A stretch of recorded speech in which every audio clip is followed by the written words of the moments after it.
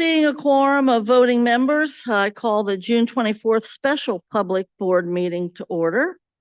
Treasurer Wagner, would you please call the attendance roll? Mr. Craig, Here. Mr. Lindy, Ms. Mapp, Here. Dr. Moffat, Here. Mr. Morosky, Vice President Weinberg, Here. President Bolton. Present.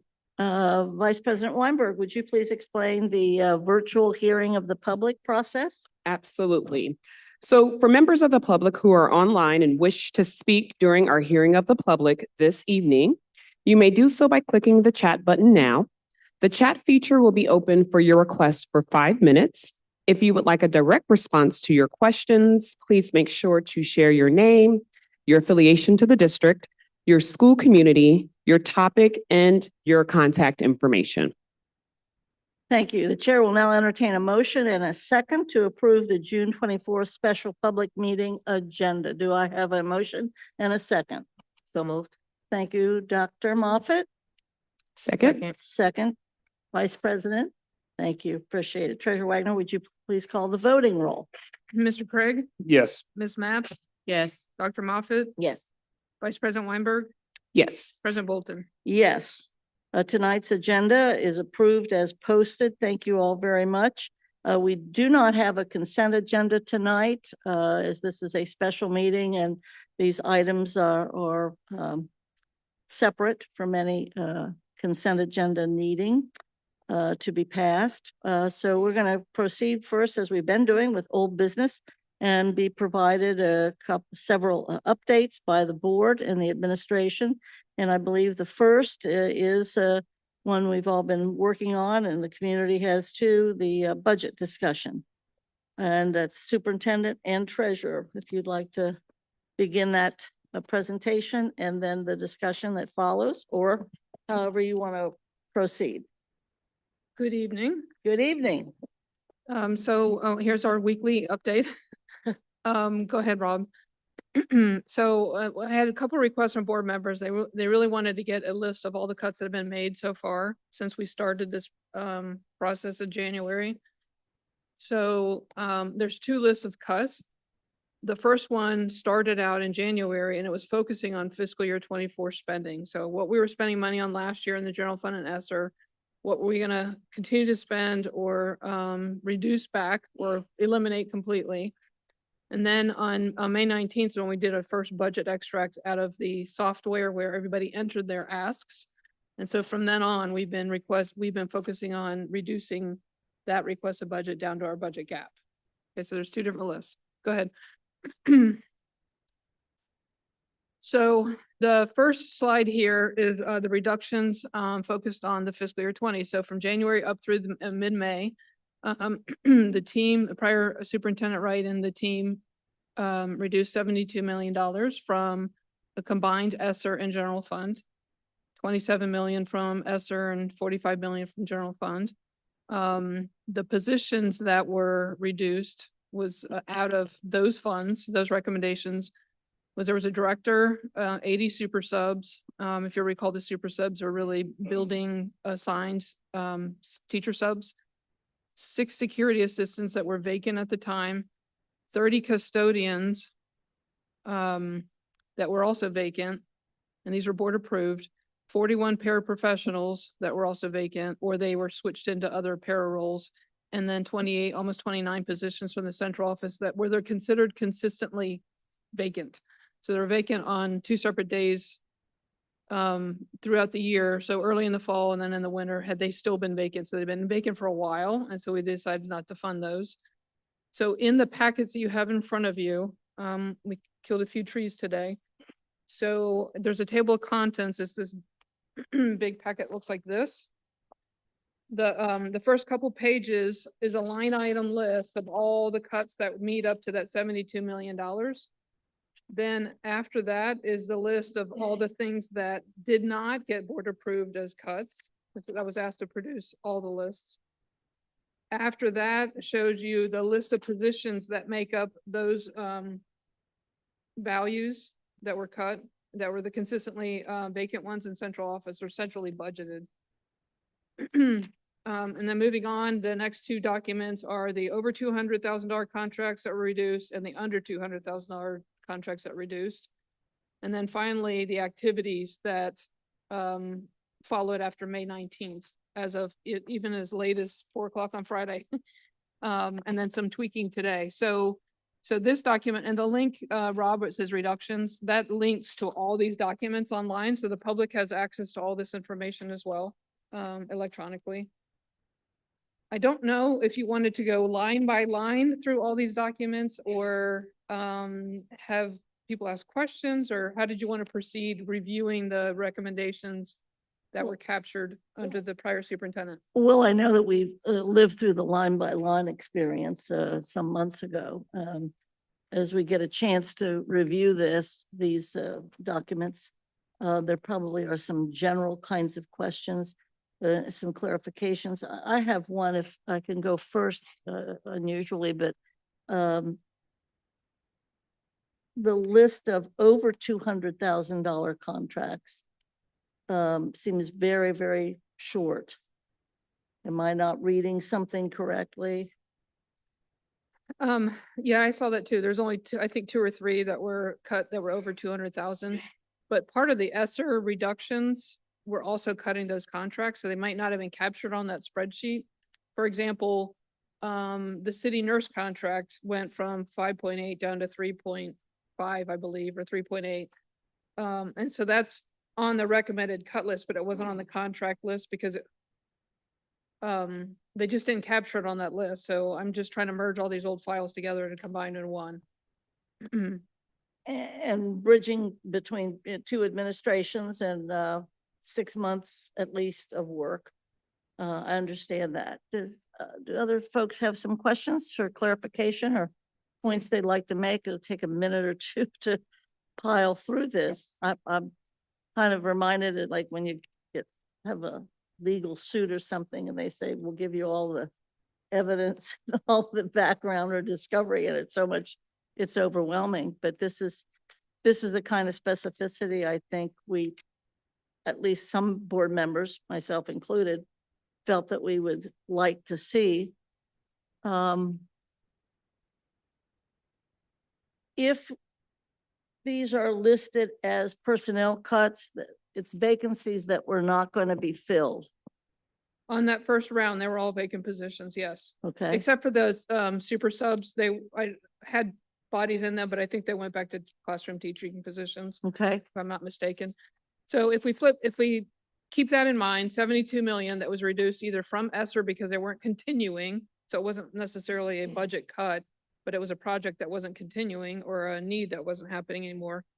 And then we had to reduce money in the general fund to make room for the things that were coming from ESSER back to the general fund. So if you look at the next slide, it shows you the activities that we've done since May 19th, and these are mostly generated from the budget task force. That was all the union leads and key administrators. And so they further reduced 15.6 million. Keep that highlighted because every day we discover something and we tweak it a little bit more. But so since then, they reduced 64 vacant teaching positions. As they looked at revised student projections. And then as of Friday, we were looking at current enrollment and seeing where there might be areas of positions that could be reduced. 4 paraprofessionals, 3 NAP aides, a half of a principal. If you recall, we had intended to put a half-time principal at Bramble and decided to delay that for a year. 9 assistant principal positions. All those people have been transferred into new positions, correct? We believe so, yes. And then a restructuring of the way the school clerical positions are, so they were able to reduce 13 vacancies. The first group of cuts under the prior superintendent, they recommended 30 custodian reduction and you approved that. But this administration thought that was a little bit too deep, and so we're trying for 15 instead. So it's not 30 plus 45 and 15 to make 45. It's just 15 and they're vacant positions. Sometimes it helps to have somebody that's been in a building or two Yeah, to really fully appreciate that. yeah. And also know what the public expects for their children regarding our facilities that the taxpayers paid $1.2 billion to build. So appreciate that. We're always happy to be corrected. So, and then, so far, 2 clerical positions, central office, and 20 administrators. Some of them were non-renewal, renewed, so they were, or people resigned. So there were people in some of those positions, most of them weren't vacant. So that was very painful. And as the restructuring is happening, we're starting to capture other areas of change that secretaries may or may not be needed, or other, like, for example, the high school transformation office was eliminated. Well, they had some non-personnel items that had been budgeted. We need to go grab those back. So we still have some refining to do, but so Could you explain that? I thought really the transformation thing was over. Prior to the cut of that role, everybody submitted budgets. So that department submitted a budget with office supplies and copy clicks and maybe some travel. So we need to go recapture those line items. It's not going to be a lot of money. So if you hit the next slide, we are down as of last night, or as of Friday night, we took that gap down to $6.2 million. We still have to close. And so we're looking for some guidance from the board about maybe revisiting some things that you want to relook at as ideas that have been brought forward, or some areas of opportunities that you would like us to consider going further. We've dug through line by line to date. So, Madam Vice President. I know that you already said this, but I just wanted to make sure that I heard correctly regarding the over 200,000. As of today, do you have additional? And if you don't, when do you think you could get that information to us regarding those particular? So we did, that was one of amounts? the things we did on the budget task force on Friday afternoon. And we went through, again, I think that was the 3rd time we went through them. There were no new recommendations. So we're just gonna go with the 3 that we have on this list. The transportation or some of the other larger contracts that had been turned down before. Okay, so the 3 that are on this list would be all that you were able to find. Yes. Okay. Mr. Craig.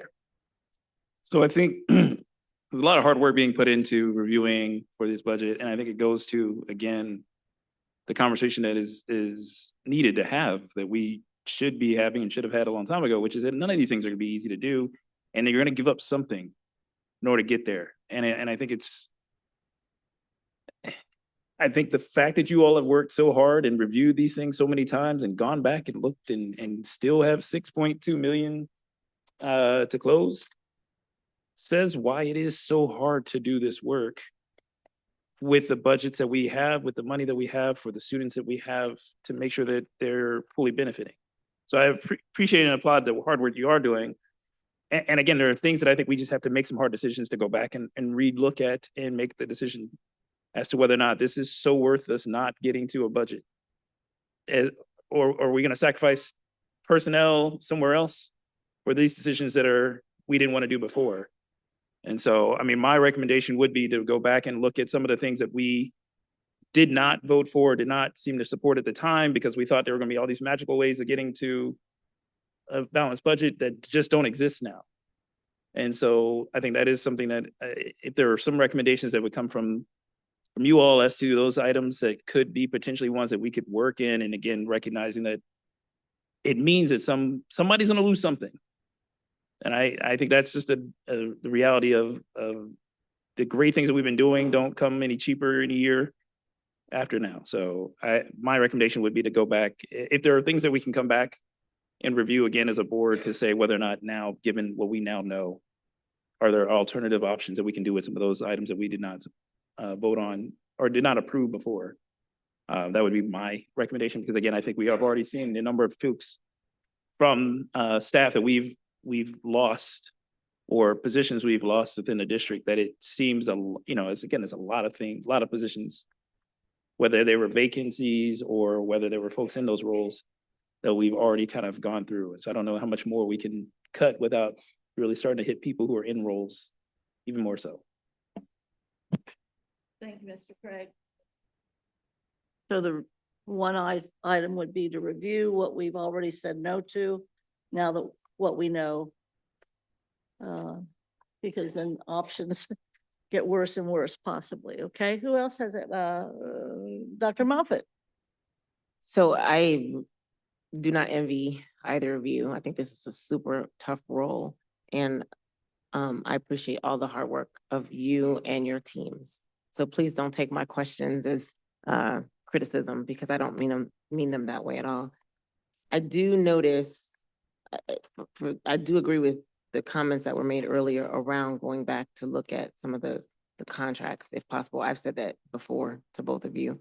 So I really mean that, like, look at some of the obligations that the previous administration has obligated us to, and see if there's any way that we could possibly slim that down.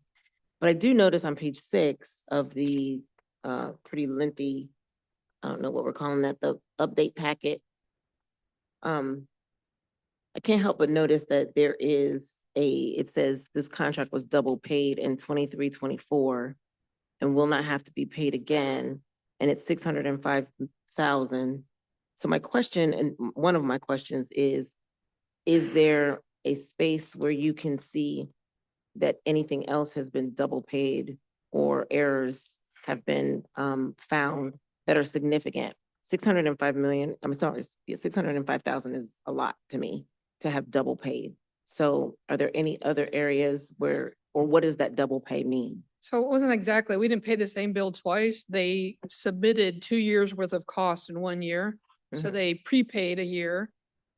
They paid for 1 year and prepaid for the next. So it wasn't really, we didn't pay the same bill twice. Okay, Does that make sense? But It yeah, I does. mean, I think we would have caught that in the 3 or 4 times that we've been through all these, but we can certainly look I again. would certainly invite that again, because that happened and it's July and we just now caught that. So are there any other areas, particularly around contracts, that we may have prepaid for something that we could look at reducing the number? Again, I think it just speaks to being efficient.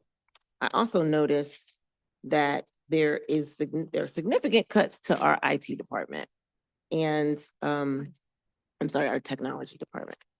I just as a small 10-second soliloquy, was not in favor to cutting our devices, and I asked if we could potentially look at that again for our 3 through 6th grade grades, because I think we're going in the wrong direction with regard to cutting IT services for our students. But can you tell me, or can you share or point me in the right direction of, by department, where are the most significant cuts that we're doing? Not necessarily schools, but I just saw technology over and over and over again, and I'm like, we're hitting that department quite a bit. I'm wondering about the impact to students, to staff, to things like that. So is there any highlight to an area that you can say, hey, we've hit this department 37% of the time? Or Off the top of my head, I would say technology, because it's easier to cut things than it is people. sure. And so that technology is always the first thing people look at. Facilities took some pretty big hits. Talent development took some big hits. Curriculum took, professional development, the professional development part of curriculum took a lot of cuts. And I noticed that we cut like Montessori. There was Montessori professional development on one of these pages. And So, yes, ma'am. that's Dr. right. Moffitt, there was Montessori professional development in a couple of different budgets, in the equity department as well as in the talent department. We just solidified making sure it was in one place. Okay, And with the adjustments to equity, it made sense to make sure it was housed in the HR talent department. And I would say to you, the budget task force, and I'm deeply appreciative to everybody who came to the table to help make these challenging decisions, but I would say across the board, every department raised their hand and offered up some things, made some suggestions about how we could do things differently, look at things differently. There was duplication, in my opinion, in the talent department and places where we could absorb. The equity department was a newly created department where those pieces were previously housed in other places. The leaders of those departments have graciously agreed to bring back many of those areas in terms of providing the right kind of support in order to get this work done. Even on the district's leadership team, there are fewer of us. As later you'll see the presentation with the org chart. But we understand if we are asking others to make some cuts and make some adjustments and to do business differently, we need to do the same. So I would say across the board, we looked at every department. Okay, thank you. Other comments, questions? Member Matt? Thank you, President Bolton, and thank you again, as everyone has stated, for the work that you all have put into this. I can imagine it is very difficult decisions that have to be made. My question is pertaining to page 14 and 15. So I'm just trying to verify if these are cuts that have already been made, or are these potential recommendations for the board, or a combination of both? Because you used the example that the previous administration or superintendent talked about reducing 30 custodial positions from facilities, correct? And I know that we voted on, custodians. Have we already made the decision to reduce these positions? I'm just using this as an example, or is this the recommendation? So it's always a recommendation until the board blesses the budget with a Mhm. public vote.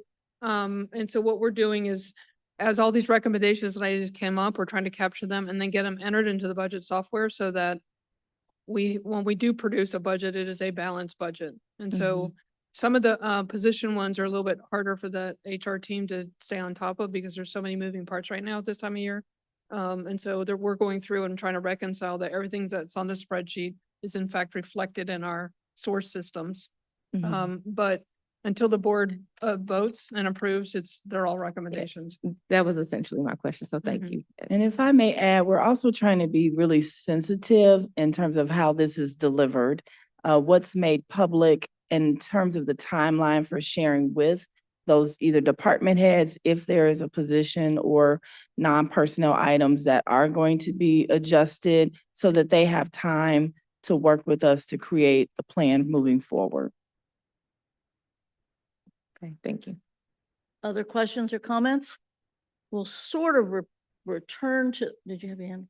We'll sort of return to that in a couple of items still in old business when we have some time to kind of process this and some of the discussion when we talk again about closing the gap, which is coming up in just a little bit. On budget discussion, we do have items that have been raised, have been the greater than $200,000 contracts. Review what we've already said no to again. Of course, that plays both ways, but that's a suggestion. I would kind of add too that I maintain that divesting ourselves when able regarding some property. And also, I believe ad hoc, if not immediate savings, is certainly could be savings possibly over the next, 5-year forecast kind of years. But so those are areas where I would be concentrating on, but we'll return to that. Any other comments about the material that everyone's received this evening? So, The Madam President, just the second pack that I handed out, and there's copies here for the public. I'll leave them back here if you all want hard copies. But the second pack is all the other funds and a list of all 725 Fund 19s that we have. It's for your reading pleasure. Just so everything is transparent. There's nothing hidden or behind the scenes. So all funds are accessible. And that's where I was going. I appreciate you mentioning it. I don't know if we call them kind of sleeper funds or dormant funds or funds that may not necessarily kind of be part of the general fund. Could you explain what these funds are? So, yeah, so the first page shows you, and Rob, I think you have a copy of it, but I'm not sure. The first one, it talks in millions of dollars, it just round, but it's all the non-general fund, non-state and federal grants, okay? So for example, Fund 3 is a permanent improvement fund. And just so for the public's edification, school district accounting, every fund has their own little savings account, so to speak, and different funds have very restricted purposes. So the permanent improvement fund, there's $1 million there. You can only use that to improve your buildings. We have trust funds and endowment funds. They're restricted spending, internal services funds, like Fund 21 is an intra-district services fund. That's where we do all our with payroll tax withholdings and then pay the IRS out of that fund. Regardless of what fund you're being paid out of, the withholdings all go to that one fund. Impact aid was a question. Somebody asked me about that. It's a grant the district gets. It's about $80,000 a year, but it's built up a little bit of cash. So there's 383,000. It's not going to be a lot of help to close the budget gap. The Fund 19s are local grants or donations from individuals or organizations, and they're usually restricted to a specific purpose, like a field trip, or it could be the building of a library or buying library books or stuff like that. Some of them have a lot of money in it, but a lot of times they're restricted at the school level, so the district can't just repurpose those funds. Does that make sense? Mm-hmm. I want to say there's 724 of those. Other comments about those funds? I'll make one, since if they're like normal, if there's some that have parentheses around them, that means they're to a negative balance. Yeah, so those are the, either that we're waiting for a reimbursement of some kind, or the money got spent out here and it should have been spent out of the general fund. Those are things that the accounting team is researching right now. And they could have happened 10, 15 years ago. These are funds that aren't monitored like we do the general fund and all of our big ones as often as they should be, but like here's a Rosie Reader grant that's got 114,000 in cash sitting in it. My interest in, and I've expressed it to you, and I think also to the superintendent, is a better understanding of these funds. If we have some monies, some assets that could be used within the integrity or authenticity of what they've been granted us, it would seem to me that if this is money on hand, which is actually quite a bit,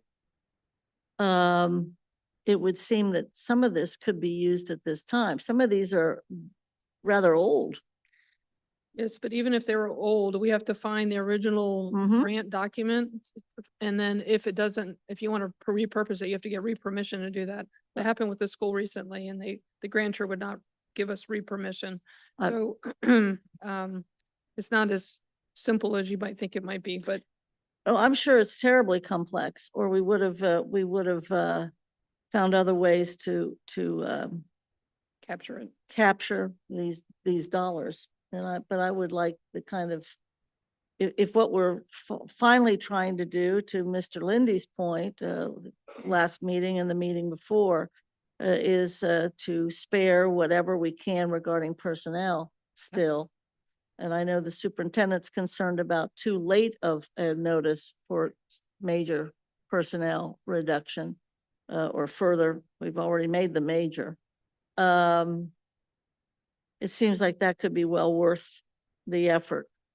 And I do know we have our 8th member, who tonight is our 6th member of our board. I know that she will improve immensely, whatever is going to occur today, for sure.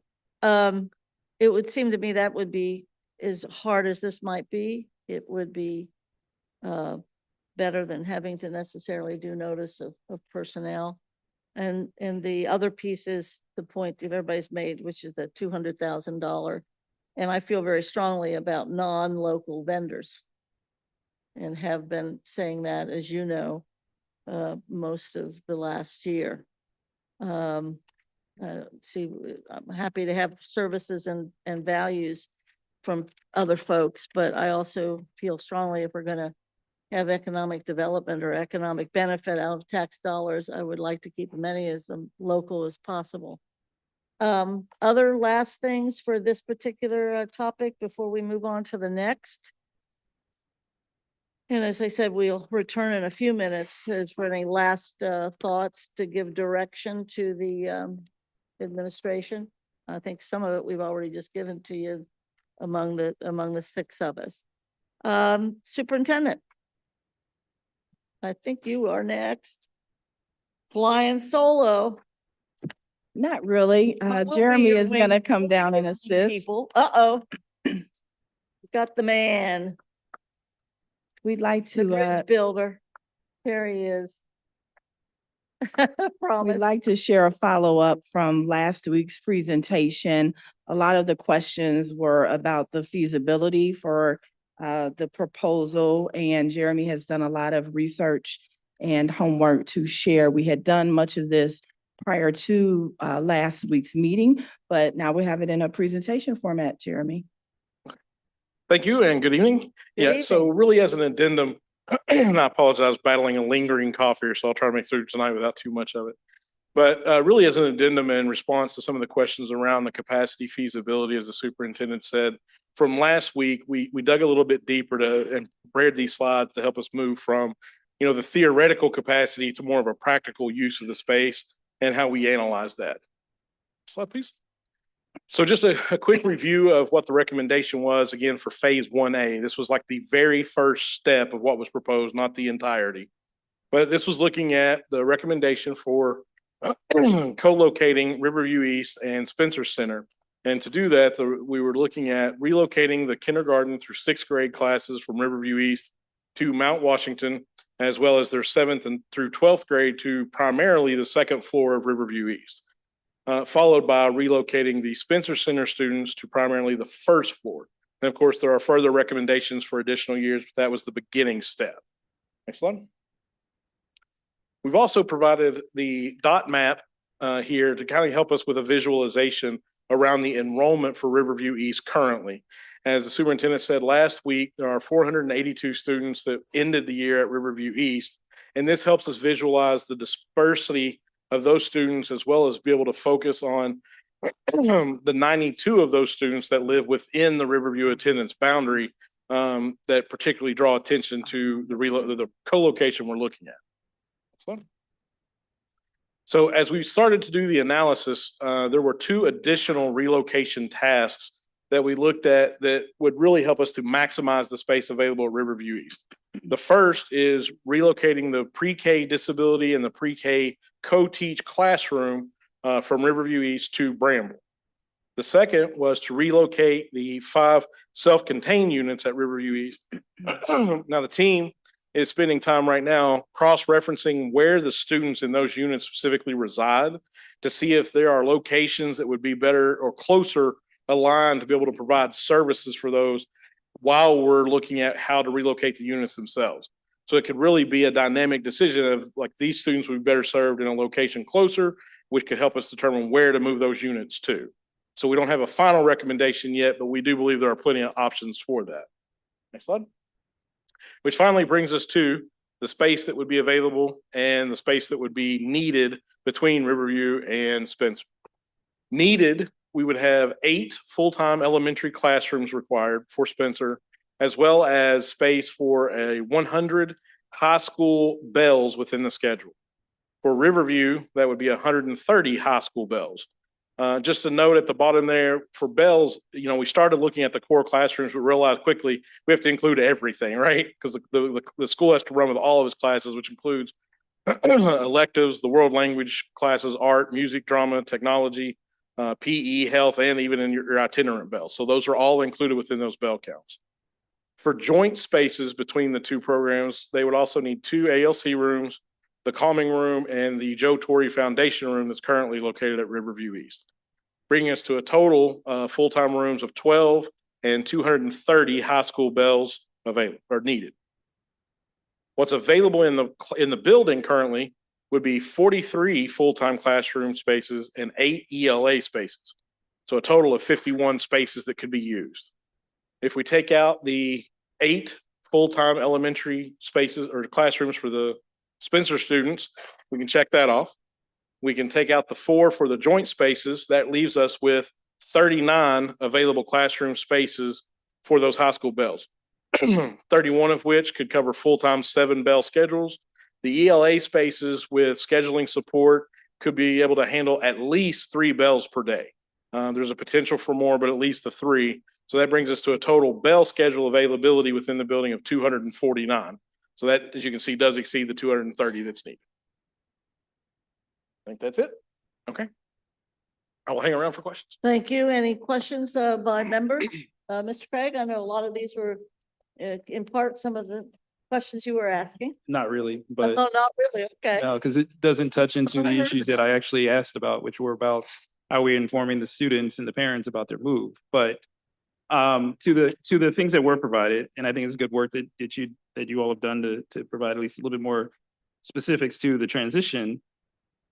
So two questions. First is around the structure of how these will be set up. So we're talking about having high school student, the 7 through 12 for Riverview on the second floor, the 7 through 12 primarily for, or essentially the rest of Spencer on the first floor. And so just kind of understanding the classroom breakdown and how much space is available or will be utilized. And are there any crossing of students into equal spaces? Because I think one of the concerns is that we're not just moving students into two floors. We know that from other buildings where we have two schools operating out of one building where they have problems, where they have issues and they've had concerns. And so I think first question for me is, how are we planning to separate out how much space is being offered to both programs? Because again, I think the 31 rooms is helpful, but if 29 of them are on one floor and 2 are on the other, that doesn't work as well as if there's some level of division in that. So I think that's my first question. So from a classroom space breakdown, what that provides is the entire second floor. And if you're familiar with Riverview, it's almost like a pod system. So all of the classrooms for one of the schools would be on the second floor together. There wouldn't be a split of half on the first floor, half on the second or anything. The entirety of the Spencer would be on the first floor between the pod and some classrooms on the far side, ideally.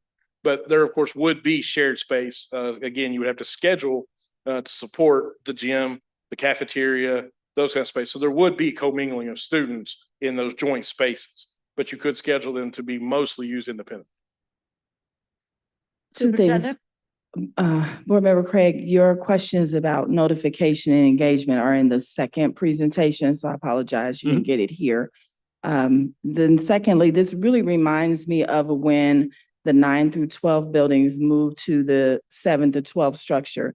Extremely familiar because the direction at that time was keep the 7th and 8th grade kids separated from the 9-12 kids. And we were able to work that out, do that so that there were no issues. This team has walked the Riverview East building at least a couple of times, have reviewed the floor plans multiple times, and are having discussions about how to do this without the commingling of students in classrooms and classroom space. I think the other, again, concern that I have and the thought process I'm having in this is that we talked about this in this as idea of that eventually Spencer would move into that space and grow from there. And I somewhat have concerns with this idea that it'd be easy transitioning some of these students off to other places. Because as we look at the map that was so wonderfully done by all of you all there, we see students who are going from everywhere from Bridgetown and Covedale, Silverton, like all over the city. And we talked about that before, like that they're coming from everywhere. The idea that it's just an easy move to move them to the K through 6 to Mount Washington doesn't seem as easy to me. And so like, that's why that transition plan is so important to me, because I do think parents have already made decisions and now they're being told that that decision is changing and that they have to make a new decision. But I think even more importantly to me is the K through 6 is also is extremely important to me. The 7 through 12 program wise, if a student's in a particular program and now they are having to leave Riverview to go to another school, and that option is not the same as going to Mount Washington or some of the other places or wherever.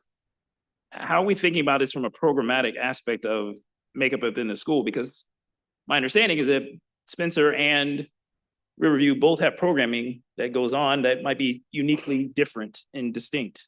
And so how do you have the space for the programming within that bell schedule? Does that make sense? Superintendent? When you refer to programming, are you referring to in particular Riverview East health programming or something different? I'm sorry. Yeah, well, yes, but I think also, again, from my thought process is that are we continuing these programs for this next year for the 7 to Yes. 12? And if so, kind of how do we transition that or how are we structuring the classrooms for that? Because some things might require more space, some might require unique spaces to do things. And so, Yes, we are continuing the career and technical programming at Riverview East Academy, and we do not have a plan to change that at this time. okay. But I guess, have we done the assessment of whether the classrooms that'll be provided will support that work? The I guess is more my Riverview East question. Academy Health Technologies classrooms will remain the same. That support is there. Okay. Yes, I just have two questions, I think, maybe one. Can we pull up the slide 5 again up on the screen, Mr. Wilson? Just in regards to the relocation of the 5 AU Strides unit, I just took a couple of notes here and just wanted to know in terms of, has there been any discussion with staff members and parents of those students? So the engagement piece is in the second presentation. Okay. However, there was a conversation today that Julie Sellers led with teachers. Appreciate that, Julie Sellers. I know that's challenging. And I have particularly those particular 5 AU and Stride units. my understanding is they were a part of that conversation, but what I would add to that is the principal has been out of town since we last discussed this, but before she left, I did ask her to set up a meeting, a conversation with me, with the LSDMC, which is set for Friday at 9 a.m., and the opportunity for her parents, for her staff. I did let her know that I would prefer those in person, but we will do what we need to do. So we're planning to be there Friday at the start, 9 a.m. in person Okay, for thank you. LSDMC. Yes, ma'am.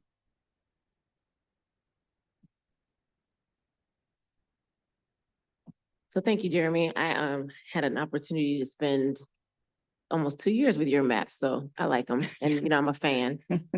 Because it's a very visual representation of where our kids are coming from across the city to specific schools. So I definitely encourage the public and my colleagues to look at some of those maps because we did break them down by school. So thank you for this information.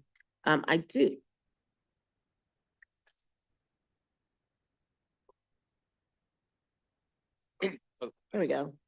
So I want to understand that this particular map is talking about where the students of Riverview East are coming from across the city. Is that correct? That is correct. Okay, and the only thing I would ask is, can we break this down by grade so that we can see how many of the particular grades would be impacted? Because I don't remember the number, but I don't remember it being over like 100 or maybe it was 125, but it would be nice to have a visual since we're talking about the visual. The other question that I ask is, can you give examples of where this was successful, where we did have, I'm thinking of a swing building when we had Jacob Center and when my son was going to Gamble and the students in Clark, I think had been in that building previously. So we do have a history of having like a swing space where we have multiple programs, multiple schools in a building at the same time.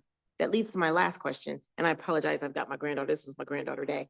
So is it possible to we have one floor with Riverview, one floor with Spencer, to have security differentiated where the Riverview students can't mix with the Spencer students? And I don't mean that in any other vein except for accountability. So we don't have students hiding on one floor versus the other floor. Is it possible to have the security floor by floor as well?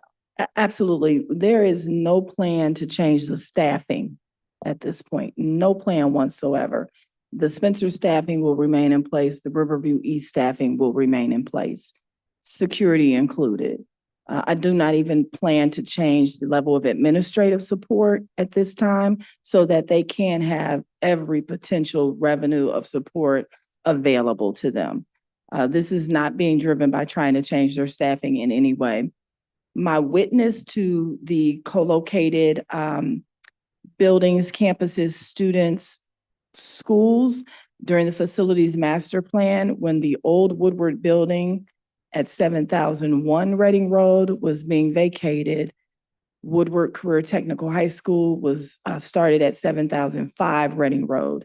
The old building was being utilized by the AMI students at that time, and that went on for at least a full year. They're on the same campus together. It's hard to visualize that now because the building is down because of the stadium.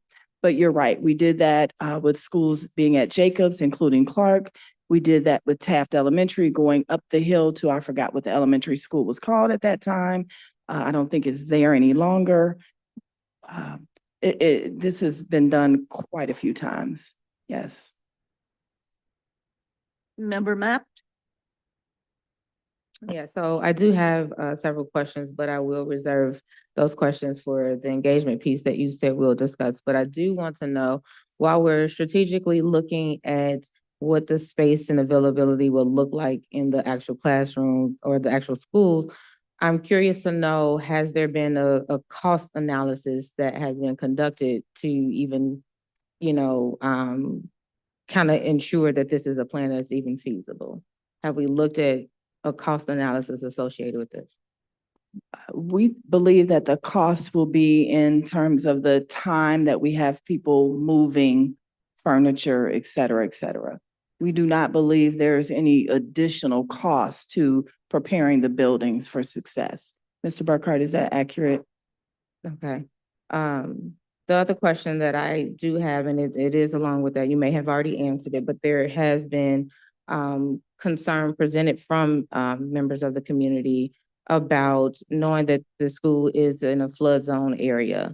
And so wondering about the condition of the building overall. Can you speak to condition of the building, sir? Floodplain doesn't change. I Yeah. understand, but I just want to make sure that Question.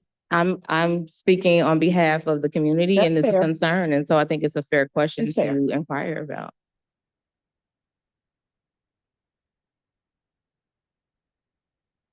Yes, we dodged the flood this year. I think we were within 8 feet of getting to the front door of the school, but the school is in good shape, good condition. It's obviously something that we always have to look at, is where that swing space is going to be if that flood were to happen. The contingency plan right now is students would be remote for the first 5 days. If it happened to progress longer than that, we would find swing space for those individuals if it were happen to be long term. But right now it's 5 days for remote learning, and then from then we would figure out what that space would be. Okay, thank you. More? No, I'll continue my questions Other- for the other part of. Yes, I just have one other question. Board Member Matt, thank you for bringing up about the cost. So in terms of updating the building, if they need a particular type of lab room or anything that they may need for the school, there does have to be a cost to do all of that. So what would be the cost for updating the school to fit its needs, especially for Spencer? Yeah, we didn't look at the cost for year 2 yet. We do know that we have to put labs in, but the space within itself as a normal operating building, gymnasium, cafeteria, and a lot of the specialty spaces are already there. What we would really have to do is look at those lab spaces. That's probably the biggest lift.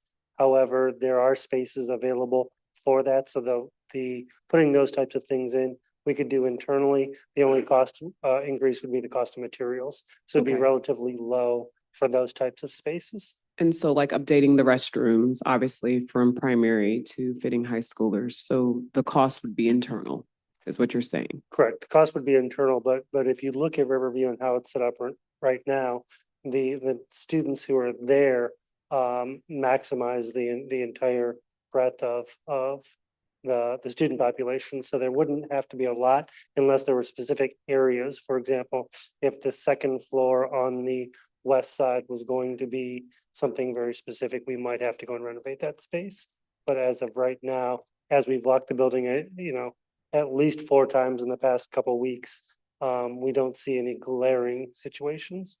And just remind me currently, as the school was being used, what was on the first floor, what grades? Don't know that off the top of my head. What's Do we have a? I don't So know. we don't know what grades were being used currently. But in the remember, building. the whole building is preschool to 12. Right, right. And that's why I'm just curious because I know certain floors may be cut off to certain grades. So can you, if possible, I can we have it find on a- out? I have it on a map that I can share with you. I just don't have it. Okay, no, that's fine. So it's going to lead into another question. Okay. So I'll save that. I'm going to make a little note because that's going to, thanks. Thanks. Other questions or comments? For the public, Riverview East Academy was designed as as I understand it, as I remember it, although it was, built before I was on the board. Riverview East was, to be a K-12 building for K-12, for a K-12 school. Is that correct? That's correct. And it was specifically designed for, much as Euler was, if I recall correctly, specifically designed for the neighborhood that we thought would be within that attendance boundary. That's correct. Little did everybody ever know that this is what's happened throughout the district, is that people come from throughout the district to our schools, which is the reason, in part, that we cannot afford any longer the transportation costs. Not about Riverview East, but throughout the district. We're spending, what, $52 million at the very least on transportation. This is something over time we have to address, to Mr. Craig's part about things that have to be cut or ways that we do business changing. So I just, one comment, as a first a Sailor Park person, and then a College Hill person, but always as a river person, by bloodline and what have you, I have great affection for what was once the East End, which now, after 30-some years of, some people call it development, I don't, change, the neighborhood for which the school was designed, much of that neighborhood has changed radically. And some of it, fortunately, hasn't. So things are preceding our discussion about how to best use our facilities or save on transportation. We are dealing with changes in neighborhoods, some of which I don't like at all, and some of which can't be avoided. So this is an issue we're facing district-wide, not just in the city of Cincinnati, but even in our suburban, in our township, and our village parts of our district. So this is very hard, although all things considered, it's very hard. Superintendent, do you have the next one as well? Or is that the treasurer that has that one?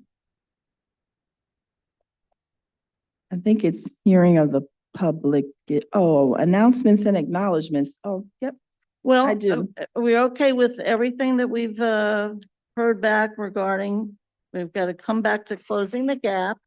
Yes. Any last comments about closing the gap? Any additional information to share with the administration to give them direction, or does the administration have enough direction regarding some things to look at to continue to close the gap? Treasurer, superintendent? So my biggest question is, what on the unsupported document that you had already turned down as a board, do you want to revisit? Okay. Let's go to that page. The unsupported, the things we said no to originally. Page 3 and 4 of your document. Yep.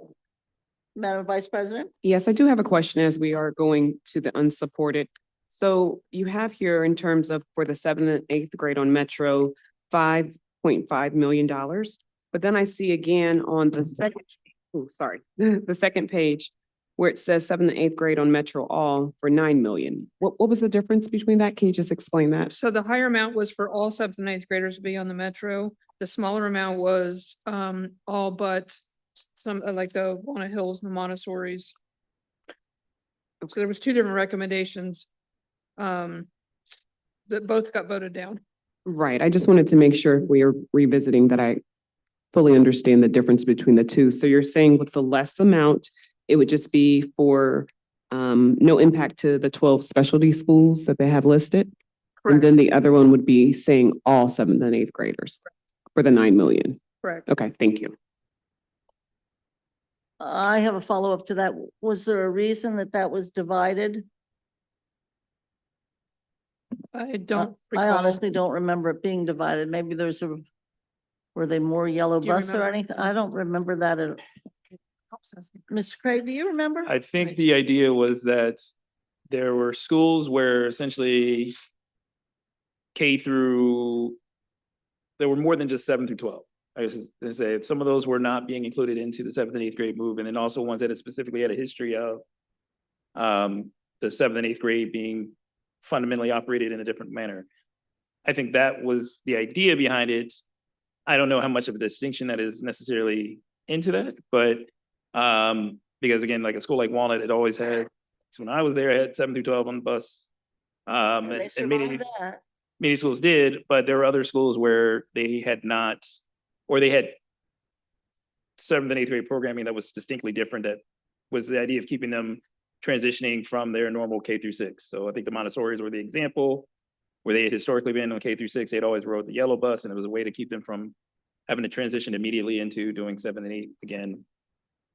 I don't know, there's again necessarily the need for the distinction in what we would consider, but I think maybe premising and looking at it to say what are options within that one is a great example of reviewing and kind of revisiting. Okay.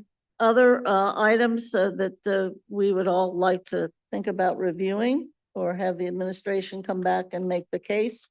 I mean, for which the administration can make the case. I heard about the computers from Dr. Moffett, and you wrote that one down, I would assume. But that was to the plus instead of to the minus. And we've had yours. Any others, Mr. Craig? So I mean, and I'm trying to remember, and I don't remember off the top of my head. Because I know we had multiple conversations about school nurses, and I think we still resided back to where we were originally, if I'm not mistaken, but I don't know what's in the RFP that's already gone out for that particular services. So I mean, I think that might be a little bit harder if we've already done the RFP and already kind of reached out to those agreements. But I would say the two that at least come to my mind is, again, thinking about how we do walk radius and whether or not that's something we want to revisit again, or specifically looking at how we do our resource coordinators within our facilities. If there's any, again, not necessarily going back to the original offer, but is there anything we can do around those? Because again, I also think if we are asking everybody to take cuts and there are specific areas that have not, that's to me is something at least we can look at it and see whether our resources can be aligned better, or there are things that we can do with those things that might still, again, flow into what we've been doing is everybody's taking a cut. Thank you. Other comments to revisit? Mine would be, and not a surprise, would be all aspects of transportation. I mean, those associated with IEPs, curb to curb, us looking at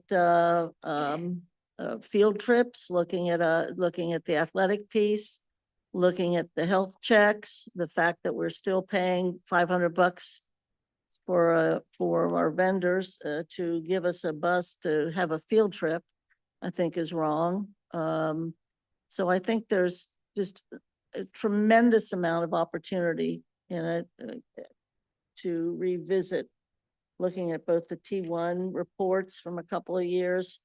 I'm not that interested in the walk distance changing because I want kids to get to school safely. And sometimes that's not easy in some of our neighborhoods. So, but I think a relook at all the issues, especially after Mr. Burkhart created that one chart that shows the cost per school for transportation, the cost of the charters, the cost of the parochials, the cost of the private schools, but even just within our own 65 schools, there have to be ways to save some of that. And I know that Metro is going to cost more this year. And we also know that not only Metro is going to cost, but we have the Don schools now don't have their pink buses or purple buses, and we got to transport more of them than we did last year. So there's all kinds of things there. So I would, the only thing I want to revisit is a real look-see at the transportation.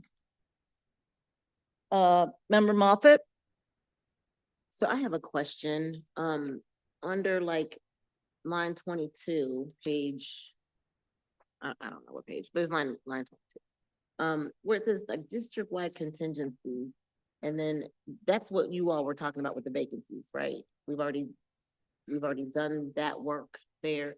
It's 18 million, but I'm wondering, that's already what you processed, right? Correct.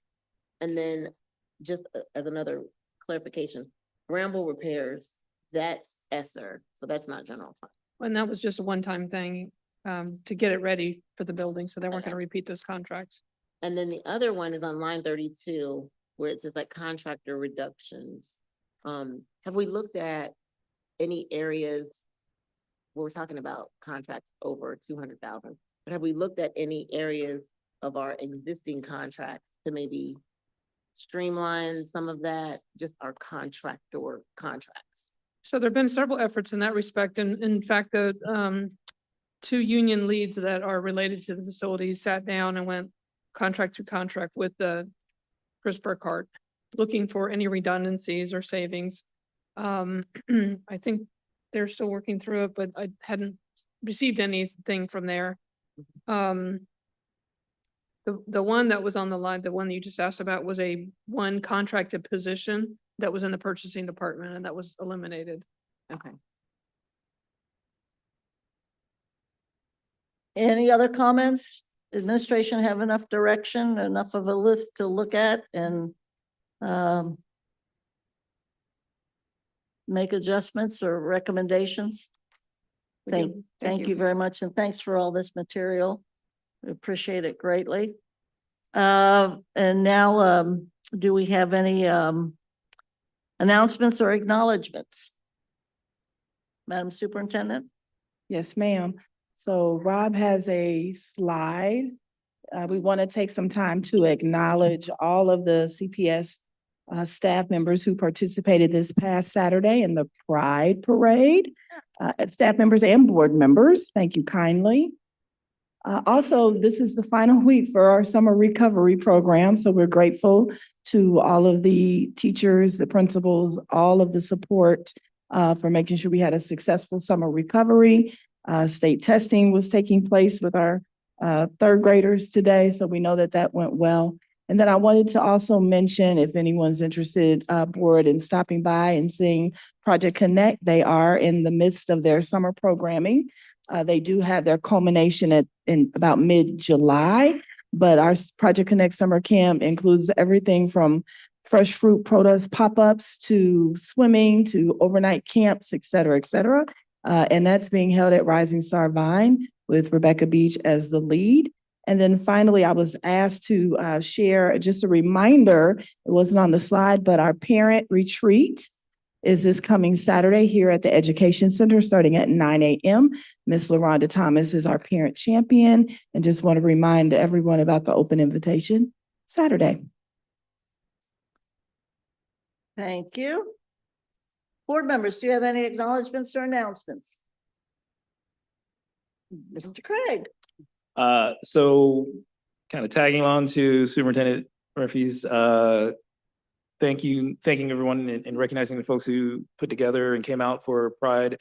I especially want to thank the Communications and Marketing Department for really the hard work that they did, getting pictures up really quickly, sitting out in that wonderful heat, walking around with us, and really organizing on the fly. And I mean, I know it's a lot of work to do this, to do the event. It's a lot of great experiences that we had with folks. And so I know there's a wonderful picture of LaRonda Thomas specifically hugging in person as we walked along the walk path. And I think it shows us being a part of the community, which is something that is so important to what we've talked about.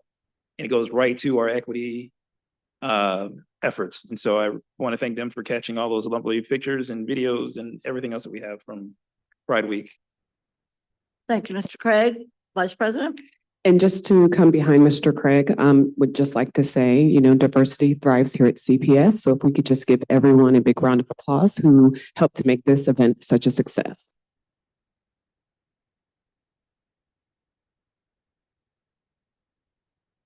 Other comments? All right, then I think we're done with our presentations. And we move on to new business, and the chair is yours, Madam Vice President.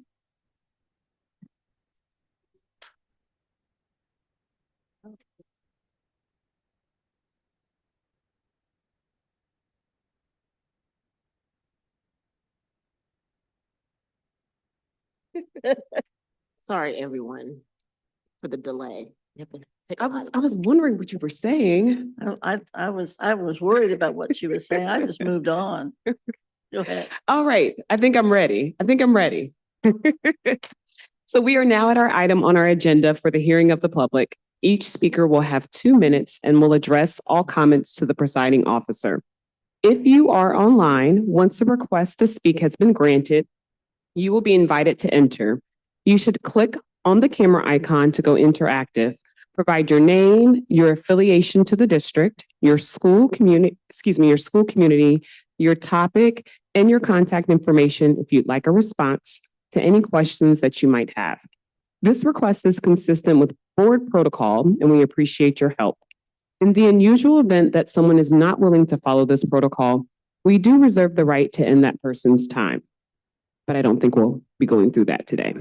Again, each person will have 2 minutes to speak. When the timer goes off, your time is up. Please refrain from discussing any personnel items. After speaking, if you're online, you'll briefly see the welcome screen again as you transition back to the live stream meeting. Also, if you are watching on Zoom and using the closed captioning, you can have this meeting translated in multiple languages. If you need more information regarding this, please feel free to message into the chat. Finally, we ask that your public commentary be respectful of all listeners. Tonight, we have many speakers in person. Mr. Wilson, I will ask, how many online speakers do we have for this evening? To the chair, we have 3 online. Okay, so we are going to start with the 3 online. After the 3 go, when your name is called, I'm going to call in either groups of 4 or 5. You will come down to the front row here by the podium. There are seats for you to have a seat at. And then once your name is called, then you will come up to the podium. We can go ahead and get started. Thank you. Our first speaker tonight will be Holly Miller. Holly, you have 2 minutes. Please go ahead.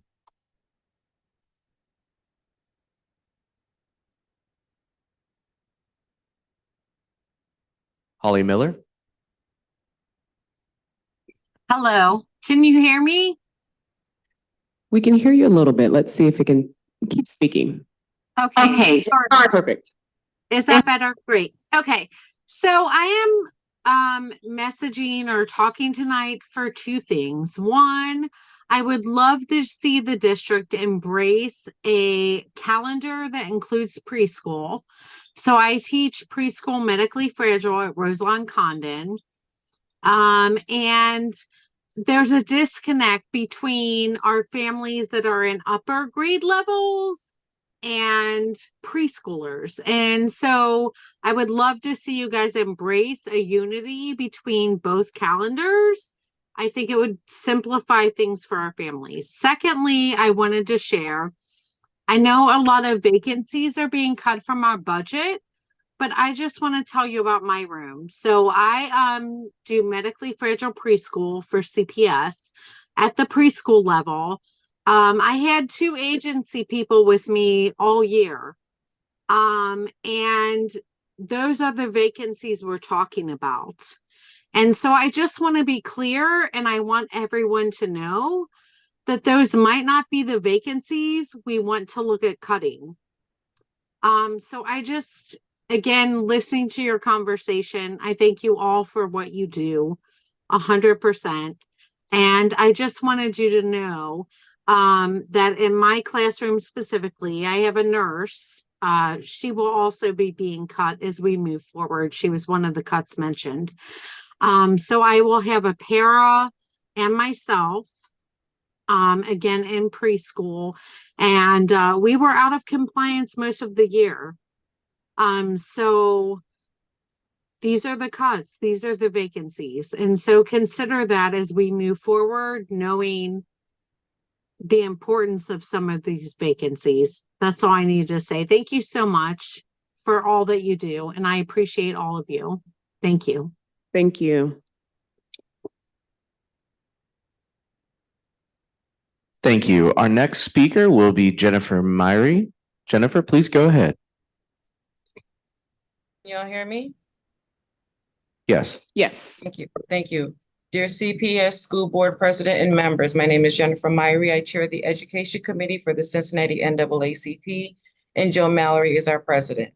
Tonight, I am excited to announce and would like to acknowledge the 2024 NAACP scholarship winners publicly. The NAACP scholarships are named after Cincinnati civil rights advocates who have made social and financial commitments to the graduates of Cincinnati Public Schools. This year's winners will receive an award of $1,200 for their civic leadership, high academic standing, and post-secondary plans to graduate from college. Please join me in celebrating the 10 scholarship winners representing 5 different CPS high schools. They are Tia Baker and Bridget Jordan from Aiken New Tech High School, Rhonda Borden from Clark Montessori High School, Destiny Weaver from Robert A. Taft High School, Shahid Caswell, Victoria Hollis, Bryce Lewis, Davis Ober, and Naomi Williams from Walnut Hills High School. And Superintendent Murphy, we have Manaya Franklin from Woodward Career Technical High School. These scholars will be acknowledged during our NAACP General Body Meeting on Thursday, June 26th at 6 p.m. at the Community Action Agency. You are all invited to celebrate these special young people with us. We hope that their accomplishments, like many other CPS students, will serve as your why when you are challenged with tough budget and district-wide decisions. It is time for you, the board, and CPS leadership to move us forward to do the right things to ensure the best outcomes for all CPS students, even if it limits your invites to certain rooms or jeopardizes your seat at some tables. We urge you to operate not simply as an elected board, but as a collective body that will be honest, courageous, and innovative when making decisions. Thank you. All right, I'm going to call down, thank you. I'm sorry, to the chair. We have one more. one more. One That's more. correct. You did say Our- 3. Our last speaker tonight will be Steve Johns. Steve, please go ahead. You have 2 minutes. Great. Thank you so much. Thank you, Vice President, for allowing this hearing. And my name is Steve Johns. I'm the president of the East End Area Council and proud father of 2 graduates from Walnut Hills. Madam President, you mentioned change. Change is tough, and it sounds like change is coming to our neighborhood. We're proud to have a CPS school in our neighborhood, Riverview East Academy, but there's so much turmoil and confusion and rumor milling going on right now that we need more information. It'd be great for us to be in a direct line of communication with folks that are talking about the possibilities for Riverview East and the future for that school. It would just help us greatly to help people know that this is what the board and the administration are thinking. Right now, it's very confusing, and the uncertainty is leading to stress and anxiety. We hope that more outreach can happen with our community. We have community council meetings the first Monday of every month at LeBlond Recreation Center, and would love to have CPS representation there to help us with this difficult issue. We have a history in our neighborhood of being underserved. I think, again, President Bolton referred to this, and that has led to skepticism about what the powers that be might be thinking for our neighborhood. So more information, more transparency, more links to our neighborhood would be great. We appreciate your efforts in this regard. Thank you so much. Thank you. I'm going to call down to the podium Bob Schaefer, John K, JPB, is it Burley? Burley. And then I think it's Doug, Dave. Last name is BLOC something. Sorry, I'm doing my best to read the handwriting here. Okay. Is it Doug or Dave? Dave, okay. I'm gonna write this a little bit clearer. Sorry about that, Dave. I know you've spoken before. All right, the first person's name that I called, Bob, John, JP, that's fine. Good evening, Madam Chair. Good evening. My name is JP Burley. I'm an attorney at Suter LLC at 1502 Vine Street. I'm here on behalf of 3 adjacent property owners to the Withrow University High School: Stephen A. Wusthoff, Robert M. Schaefer, and Leslie C. Rash. They live at 3667, 3675, and 3657 Kendall Avenue. And they are here to express their concern about the improper, unwise, and likely unlawful enrichment of a private organization through a one-sided long-term ground lease of public school property for a proposed indoor tennis facility.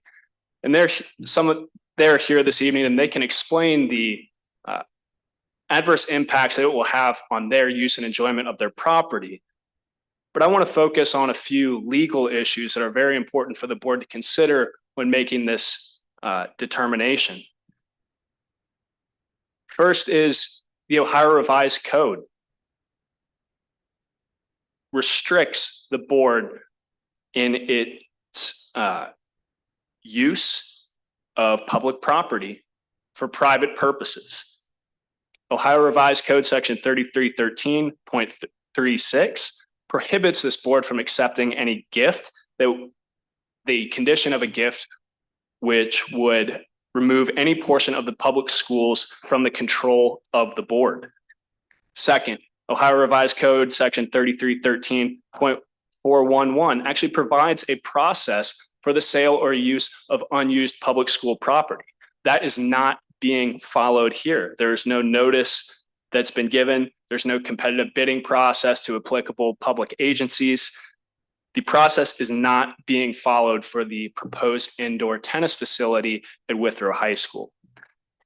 Further, the tennis facility would violate multiple of the Cincinnati Public Schools policies. I would respectfully ask that So much. The next speaker, please. Bob. Good evening, everybody. Bob Schaefer, evening. 3675 Kendall Avenue.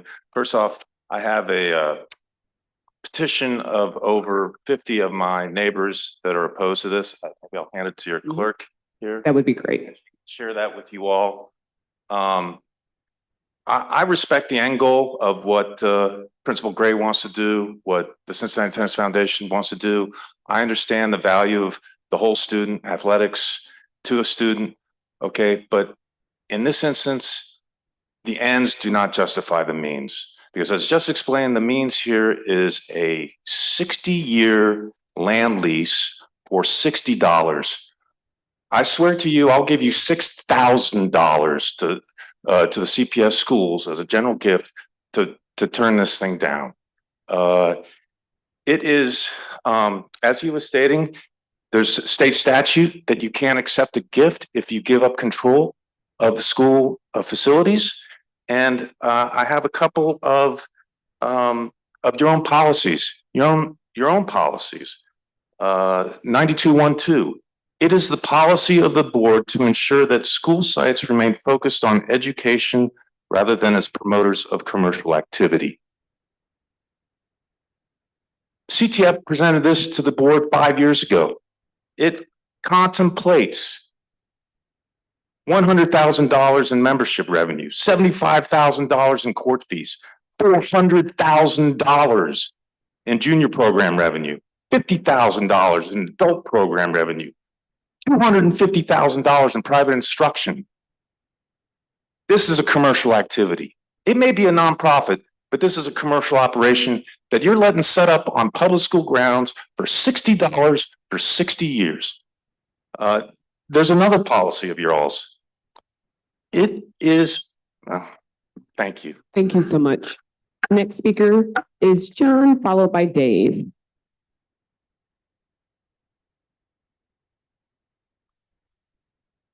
Good evening. During my 37 years at Xavier, we built a Cintas Center. At that time, immediately we were approached by quite a number of land or of facility managers who wanted to take care of this for us, to manage it, that we didn't need to pay any attention and be worried about the operation. Upon closer review, though, we understood that we were going to lose control of our property. And so at that point, we did not take the bait. CTF, which is a private commercial business, ambitions to bring tennis back to Withrow. But in doing that, they are going to take complete control of the indoor and outdoor space on this public property, as was said, for 60 years. So what is their business plan? Do you have any idea what that is? How much of the 24/7 is going to be used for Withrow? How much of it is going to be for those revenue generating memberships and tennis and pickleball, private lessons, rentals, all of those kinds of things? And what are those revenue streams? And how are they going to be shared with you? The answer I heard was zero. The elephant in this room is a 35-foot towering tin warehouse that will create a continuous, obnoxious stream of droppings that are called public nuisances. Our other speakers will speak to some of the details, but one in particular that really concerns me is a public restroom housed on a remote end of the campus, creating an attractive nuisance and of obvious concern and liability. For 25 years, I have worked, or 30 years, I've worked in business development. Thank you so much. Our next speaker will be Dave. Please don't force us. Please do not force us and push us into a war. Thank you so much. I know I broke the rule, but you got to hear it. It's okay. Thanks. Madam Vice President, I'm Dave Blocks. I'm president of Withrow Alumni. And I want to finish up what I didn't get to finish last Monday to say. Our students don't have the same opportunities as suburban school students do. The fact that CTF has raised money enough to build and support this structure is a true blessing, not only for Withrow, but for the entire East Side CPS schools, as well as the community. This project aligns completely with CPS's goal of creating community learning centers in each CPS school. This will be another hub for community services as it relates to recreational opportunities for students, families, and community. During these tough financial times, I don't think that the board can afford to pass up what is essentially a $3 million donation. In addition, CTF will upgrade and maintain the existing outdoor tennis courts at Withrow. This will relieve CPS facilities from having to budget for that work in the future. If we pass on this opportunity now, it will be lost forever. And I'd like to just take my remaining time to acknowledge our alumni board of trustees, many of whom are here today to support this project. Our board is not only diverse by race, but by gender, by age. We have 30-somethings to 70-somethings on our board. By socioeconomic status, by education. We have high school grads on the board as well as an attorney and everything in between. We're diverse by zip code. We live all over the city. We even have a 44-year CPS employee and Withrow alum who sits on our board. Denny Dermott, up in the stands, spent over 95% of his career at Walnut Hills and was very involved with the athletic department while being the winningest boys basketball coach in Walnut Hills history. He's confirmed that Withrow isn't going to get any meaningful time at their tennis facility. We have good contact information for about 10,000 of our alumni. Thank you so much. Thank you, speakers. Our next group of speakers, Teresa Culbertson, Phil, I think it's Phil B, Carol Lawrence, Richard G, and then Matthew Flynn. If you could make your way down to the front. Also, there's room on this side too, if you want to come down this side as well.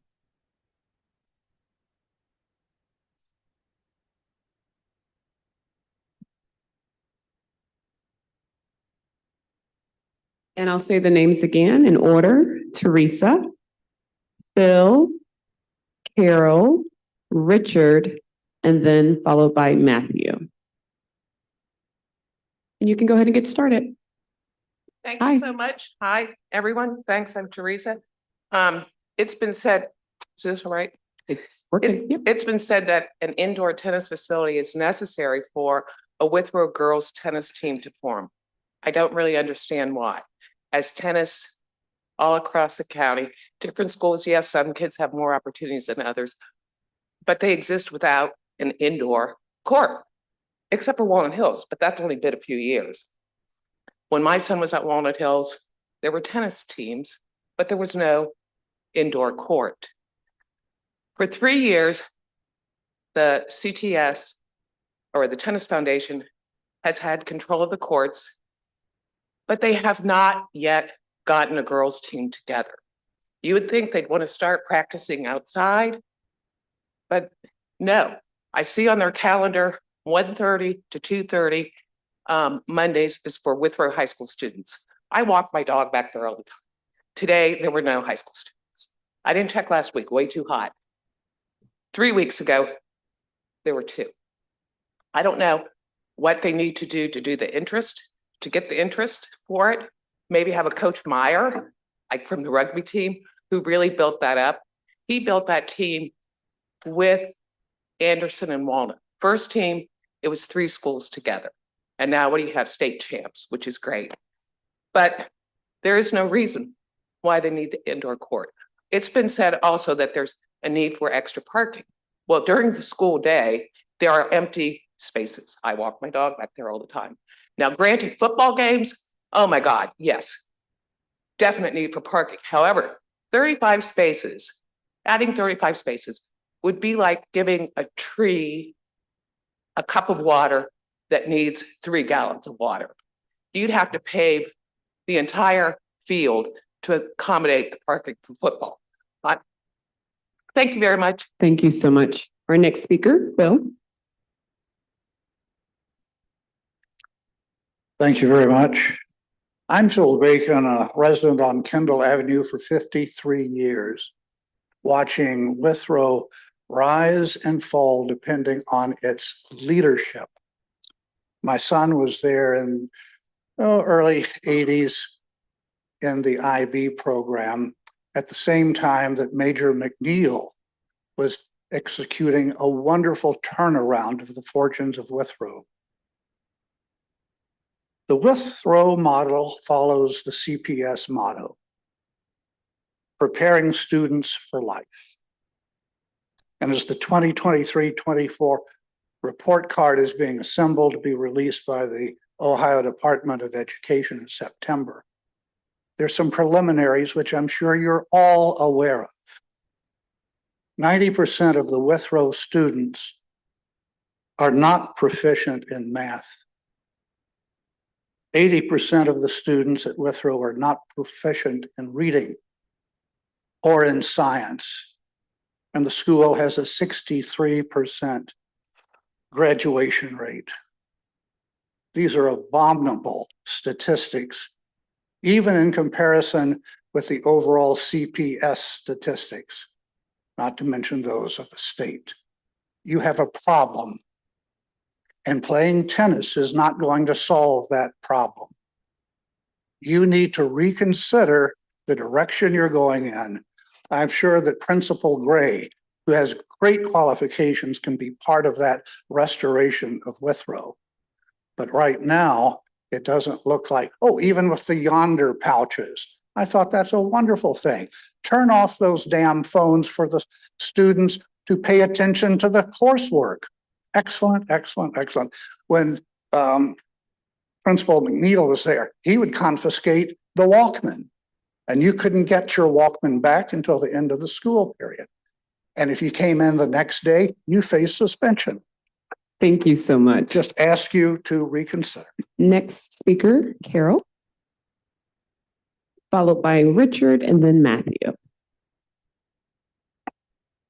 Hello, my name is Carol Mitchell Lawrence, and I'm a 1984 Withrow High School graduate.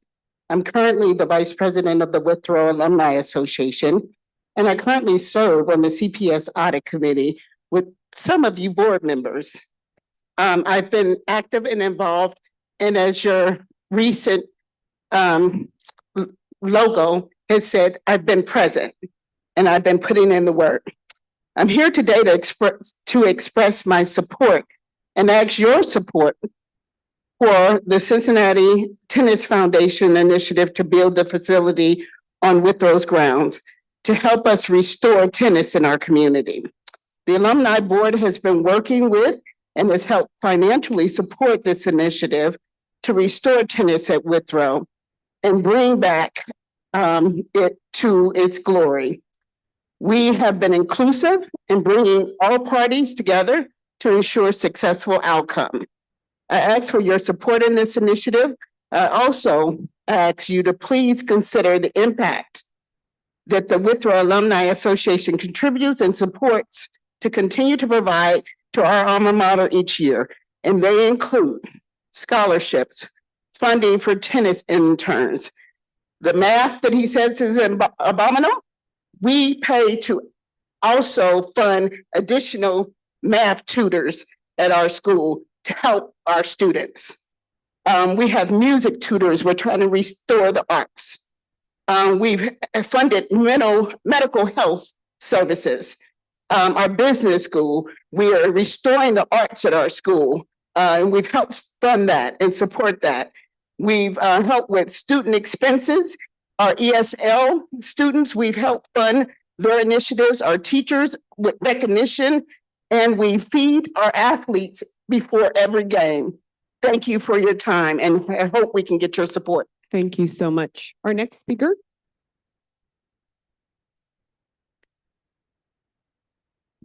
Good evening. I'm Richard Gagnon. I live on Kendall Avenue for 35 years. I'm a graduate of Walnut Hills High School. I have a master's degree from Harvard's Kennedy School of Government, and I'm a constitutional lawyer. We're going to fight this up to the Supreme Court of Ohio, up to the United States Supreme Court. Where is the excellence? I was thrilled tonight to see the feasibility analysis, very detailed feasibility analysis that you're considering as you have to relocate students. I get it. That's what excellence in government is.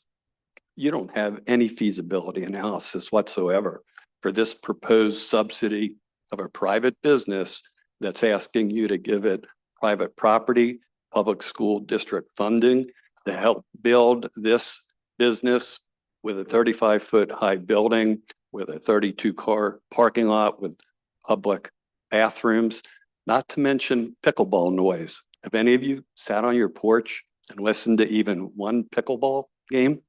Imagine in your neighborhood, multiple pickleball games, pickleball tournaments. We will sue to stop that nuisance. I hope you will hire lawyers to help Mr. Hoying because he's going to need it. This is a visual nuisance, the noise nuisance. You're bringing all kinds of people from all over the tri-state area into this neighborhood that has been a lovely partner with Withrow High School for all these many decades. Every time we hear an analogy for this project, it changes. This past time, Mr. Hoying said, oh, it's like the Clifton Community Arts Center. Well, this board allowed a building, an existing building in Clifton to be used for arts purposes. That's not the same as allowing the construction of a 35-foot high metal building and a parking lot and public restrooms. None of that existed with the Clifton Community Arts Center. Thank you so much. As our next speaker is coming down, can I have Sarah G., Margaret Jacoby, Jane D., Leslie R., and then Principal Gray.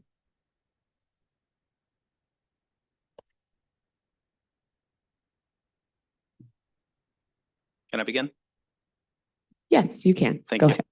Hello, my name is Matt Flynn. I am a parent of 2 CPS students and a big fan of the sport of tennis. I'm a fan of CPS and the Tennis Foundation. My son is active in their programming. He was there today. I love CTF's mission. I love what they're trying to do. My son loves their coaches, but I am adamantly opposed to an indoor facility at Withrow. I'm not a fan of spending tax dollars on an indoor facility when we're the only district in the city that already has one. Building a second feels unnecessary for a district that's in a budget deficit. I've implored Principal Gray and others to use Walnut as a proof of concept. See if it works there. Bust the bus the kids interested in tennis 1.5 miles to the district's indoor facility to see if there's interest before building this 35-foot metal eyesore on the beautiful Withrow campus. He refuses to even try for some reason. He seems to be more interested in a feather in his professional cap rather than making the effort to build a tennis program at his school. CTF and Withrow have not moved the needle in his 5+ efforts. An indoor facility is not needed to build a tennis program. Districts all over the city field tennis teams without a single indoor center, let alone 2. Lastly, please hold Mr. Hoyne and CTF accountable when it comes to an agreement, if you get there.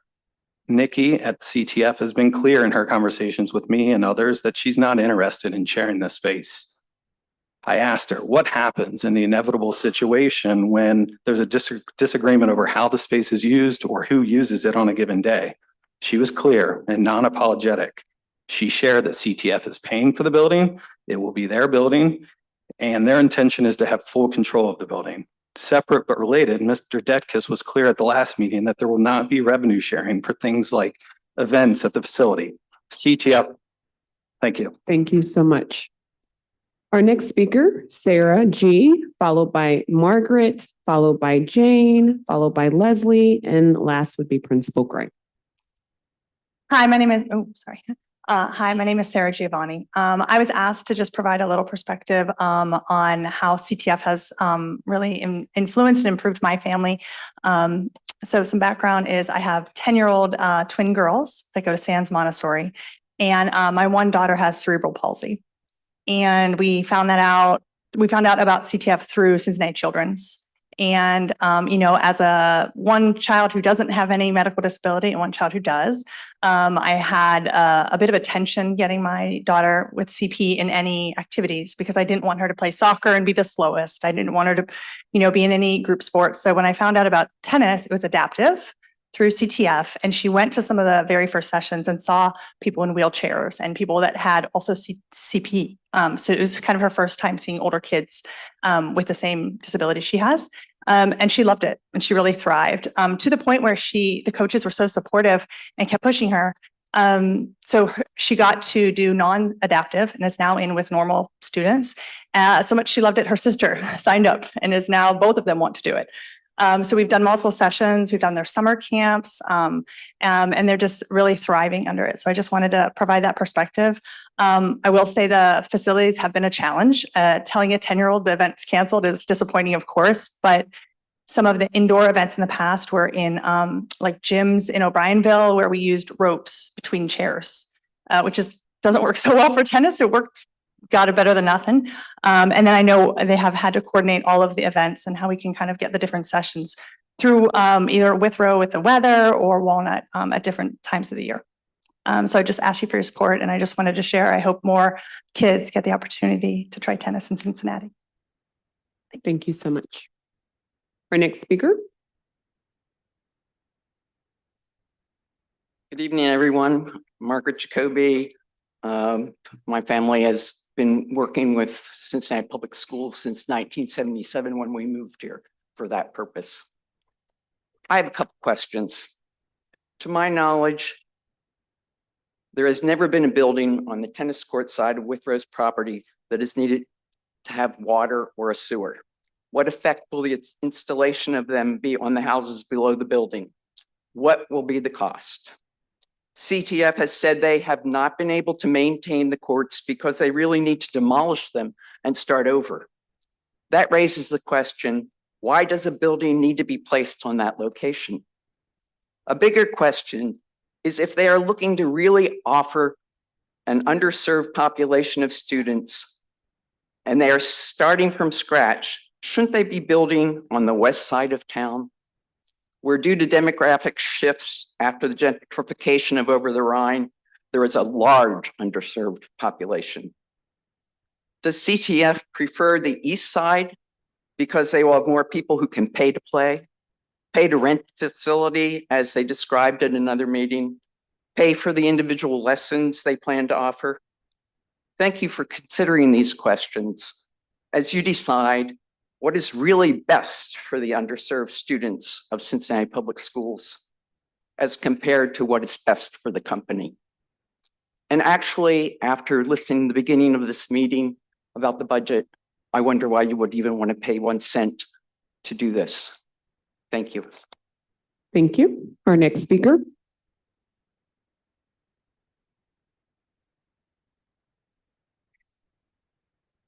Hi, I'm Jane, 27 years on Kendall. Rick alluded to the noise issues, and I'd just like to ask a couple questions related to that. While we've adapted to the increased pickleball noise to some extent, we have significant concerns that rebuilding and the new management of the courts will lead to a considerable increase in the noise and music. Who will ensure that we, the neighbors, are afforded some measure of peace in the evenings and early mornings? We would appreciate information on the planned noise mitigation strategies to fully understand the court usage hours and the enforcement mechanisms to ensure adherence to these. Whom do we contact? Withrow, CPS, CTF, in the cases where excessive noise or misuse of facilities occurs? If the proposed facility is not heated nor air conditioned, will it truly be usable in the winter and the summer? Imagine the garage doors that line the walls being open and the noise that echoes out of that place. What does the future hold? CTF will likely continue with their overreach if they receive the go-ahead. What are the limits? Will they attempt to add lights, have parties into the night, propose further expansions of the facility? In our view, CTF currently enjoys carte blanche to run a private business where they retain all the financial proceeds while using free public land. As a taxpayer and a bordering neighbor, we are entitled to consideration and expect that due diligence be applied.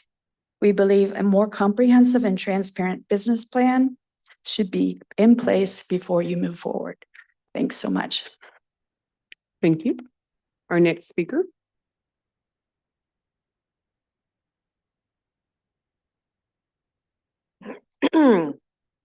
Excuse me. My name is Leslie Rosh, and I'm a longtime resident of Kendall Avenue. Like many homeowners, I've invested much time, money, hard work in my century-old home. I raised my family here and love it, and I love living in my quiet retreat. My home borders on the proposed indoor tennis site. Being a senior citizen, my home is everything to me. I contact a professional real estate agent who specializes in my community. She informed me that commercial buildings and/or large builds like apartment buildings abutting property sell at a reduced rate. My home and my neighbors' homes will lose 8 to 15% in value and require additional days on the market compares to those who are not. Those are not impacted. This incredibly tall metal monstrosity belongs in an industrial park, not in Hyde Park or at a school that is listed on the U.S. Registry of Historic Places. My home is my refuge, and if this passes, I will no longer have my quiet, peaceful evenings. This private commercial business will be open to the late evening hours with traffic and noise. Our afternoon sun will be replaced with artificial lighting, and the green space will be obliterated forever. If you permit this construction, my retirement savings will be reduced, and my home will give me basically less joy. This is not only my personal investment, but it's my investment in my community and my investment in the city. Please do not prove to be bad neighbors. Thank you. Our next speaker. And before you go, Principal Gray, I'm going to call down the other speakers. You can go ahead and make your way to the podium. Jeffrey Sutton, Michelle Williamson, Jessica Rhodes, I think. Yes, Jessica Rhodes, Brittany Hines, Beth Blankenship, and Melanie Whistle. If you can come on down. All right, Principal Gray. Good evening, Board President Bolton, members of the Cincinnati Public School Board, Interim Superintendent Murphy, and Treasurer Wagner. It has been said in previous meetings here that a few of our urban Cincinnati Public School students could benefit from tennis, but in the long term, they don't think that this is something they need in their life. It also was said this evening that the facilities that we're considering is a stream of public droppings. I'm not sure what that means, but that doesn't sit well with me. Also, it's been said this evening that the end does not justify the means. So I need to understand the end is our kids' success. The end goal is that our students are equipped for life. The end goal is that we are preparing our students with opportunities that they otherwise would not have. We are here for kids. This indoor tennis complex gives our CPS students hope. And an elementary and high school experience that is life-changing, both academically and athletically. This is what schools should be all about. It's about our kids. It's our responsibility as educators to create a diverse and equitable opportunity for our urban Cincinnati public school students that most assuredly deserve this opportunity to explore a tennis complex and to play this game that can provide them opportunities for scholarships, can also continue to allow them to improve their attendance, their academic exploration, as they continue to compete athletically and develop their leadership skills. Why would we not pursue this opportunity for our Cincinnati public school students? Thank you. Our first speaker, Jeffrey. Come on up.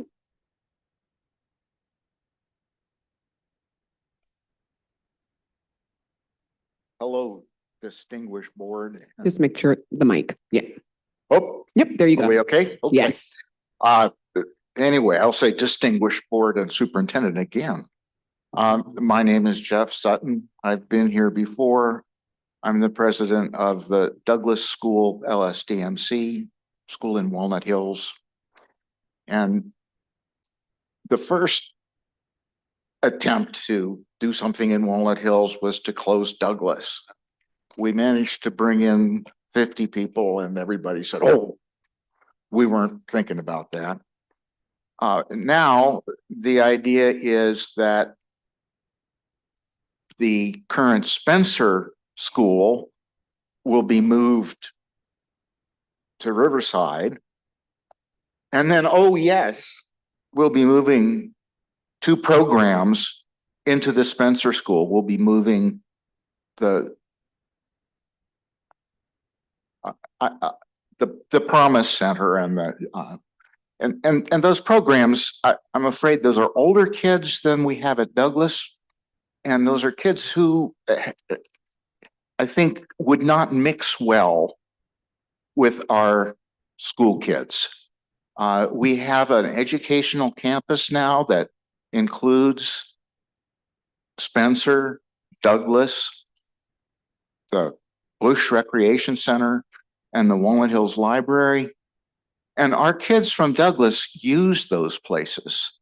And I'm just really frightened if instead of some of the Spencer kids showing up in the programs at the Bush Recreation Center or the library, we have students from the populations that you're suggesting to move in. And so my concern is that solving the Spencer problem seems to be your preoccupation.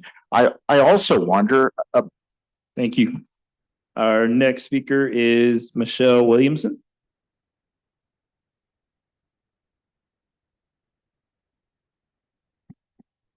Good evening. My name is Michelle Williamson, and I'm the school counselor at Dr. Odell Owens Center for Learning, formerly Lighthouse High School. And Owens Center serves some of our district's most at-risk students through trauma-informed education and specialized design instruction. Every student at our school is on an IEP, so an individualized education plan, and it has been determined that we are their least restrictive environment. And a significant portion of our students are in the foster care system and are in the custody of children's services, which is why we incorporate alternative experiences for trauma affected students with strong components of hands-on learning, as well as arts, yoga, and other community-based experiences. The key components to Owen Center is through trauma-informed education partnered with mental health supports to foster academic success. Through grant funding, we're able to provide a daily mental health therapist to students with a partnership with Lighthouse Youth Services, and we provide personalized education to students who need it most. So oftentimes, Owen Centers provide students a space to be productive who often have not found success in any other educational setting. So Owen Center, through the partnerships and community feel in Madisonville, has created a safe space where meaningful connection occurs. So our teachers and support staff realize that all basic needs of health and safety must first be met before any significant academic learning can occur. This year, we were able to continue to close the academic achievement gap and move to a 4-star rating. With meaningful relationship building and high standards, we created a trauma-informed learning environment, allowing students the time and space to work on their mental health as well as academics. Thank you so much. Thank you. Our next speaker, Jessica.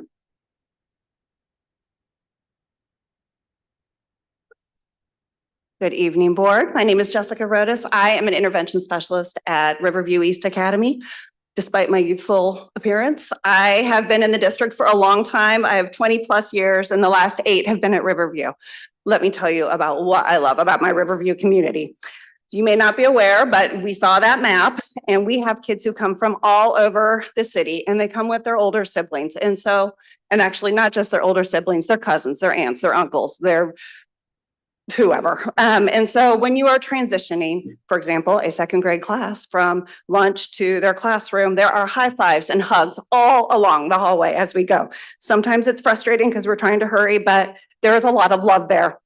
It is amazing to see kids grow up to be there when they are little, and then suddenly they're much older, and then they're junior high kids who are constantly hungry, stopping by to see if you have candy or snacks in your office.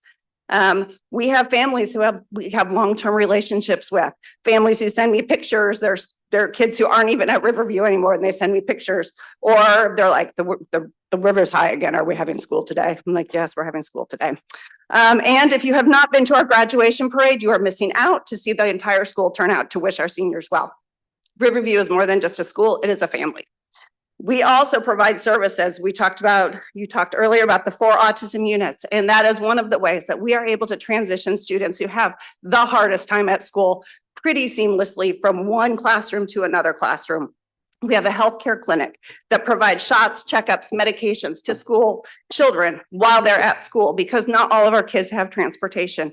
And we have Best Point services that currently serve about 35 of our students with a wait time of 3 to 4 months to get into counseling. That is a pretty important service that we would be losing because Mount Washington has beach acres. We were going to have to transition all of our 35 students from one counselor to another. Thank you for considering our community. Our next speaker. Is it Brittany? Brittany. Hello. I am Brittany. I am the senior support specialist in the front office at Riverview. I am also a parent, a coach, and a CPS Woodward alumni.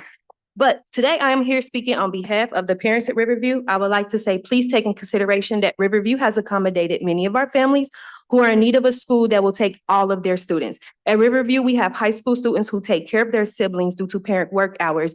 And with Riverview being a pre-K to 12 school, we're able to accommodate all those schools. Most of our elementaries are early releases. Most of our high schools are late releases. And for our high school students who have to take care of their siblings, it's hard to get out of school on time and get home, especially on the metro, to get their younger siblings from school. As a parent, it is also hard for me to get my son from one school to another. And with him being at Riverview while I'm at work, it's more accommodating and it helps me also. As an employee also at Riverview, I've created relationships with not only my students, but as well as my parents. Some parents think about sending their students to, when they think about sending their children to high school, it's scary.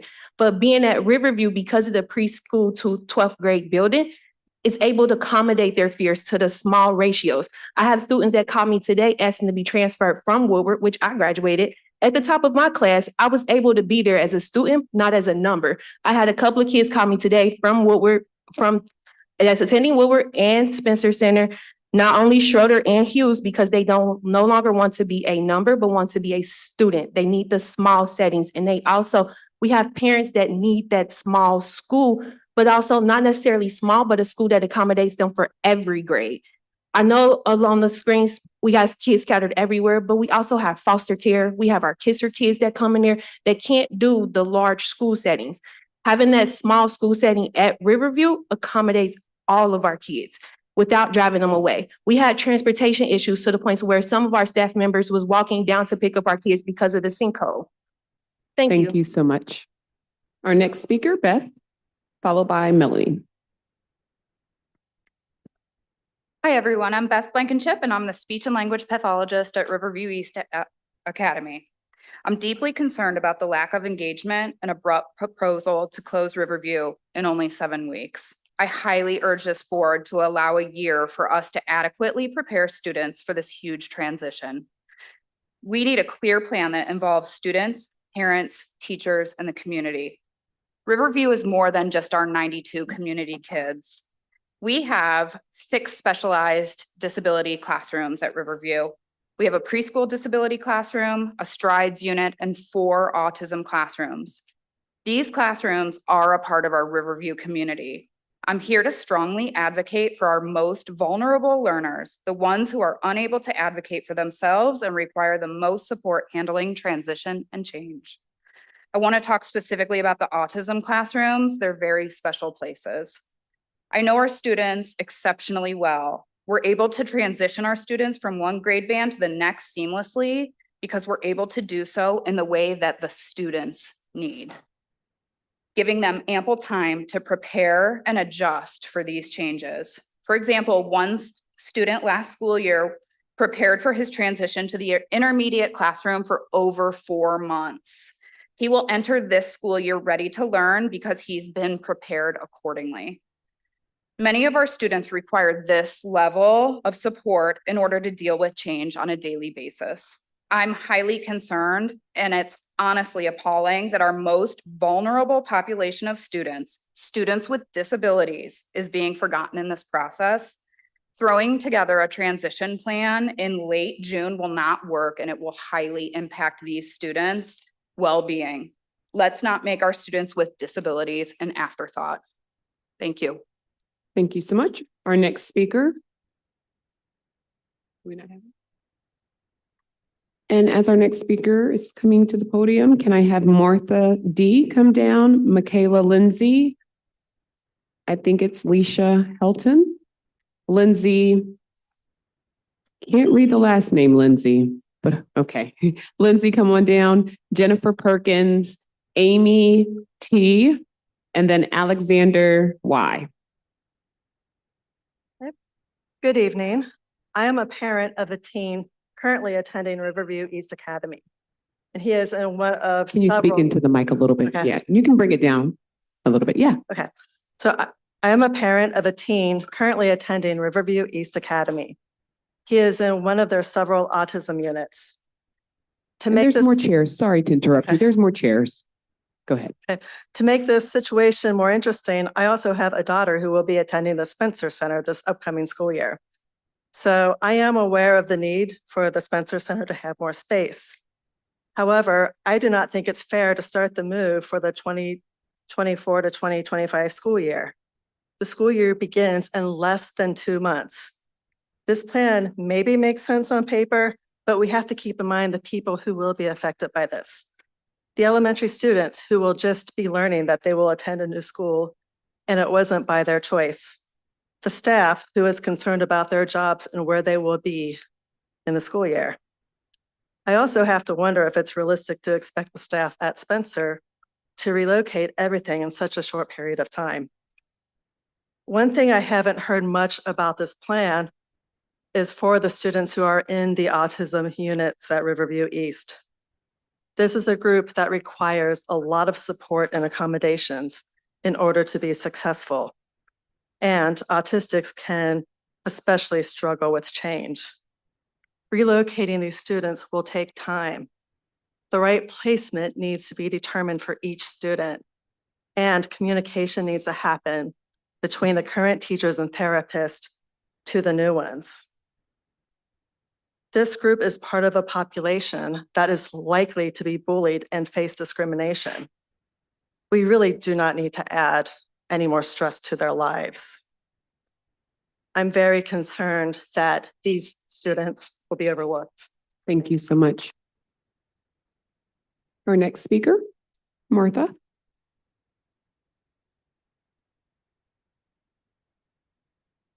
I'm even shorter than that. Hello, I'm Martha Domi. I'm a teacher at Riverview East, and I'd like to talk about these changes. First, I'd like to remind everybody that Riverview East was never on the ad hoc list. Our previous superintendent added it to the list just before the February 5th meeting. And also at that meeting, a decision was made that there would be no changes or combining schools until the 25-26 school year. And since we were lumped in there, we got the email from the superintendent that we were included in that there would be no changes. No changes was made to allow the process to be completely correct, to be completed correctly.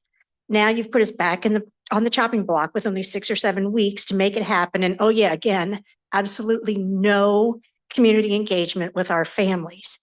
By making this decision so quickly over the summer, I'm guessing the plan was to rush it through while everyone was on vacation as the path of least resistance. Unfortunately, it will not allow for appropriate closures. In a pre-K to 12 building, teachers get to know the students, even those they don't teach because of sibling connections and other reasons. For many of our kids, this is the stable, constant part of the day that they can count on. We really do need the opportunity to wind down our elementary. And as for the high school, it almost sounds like you just want us to go away.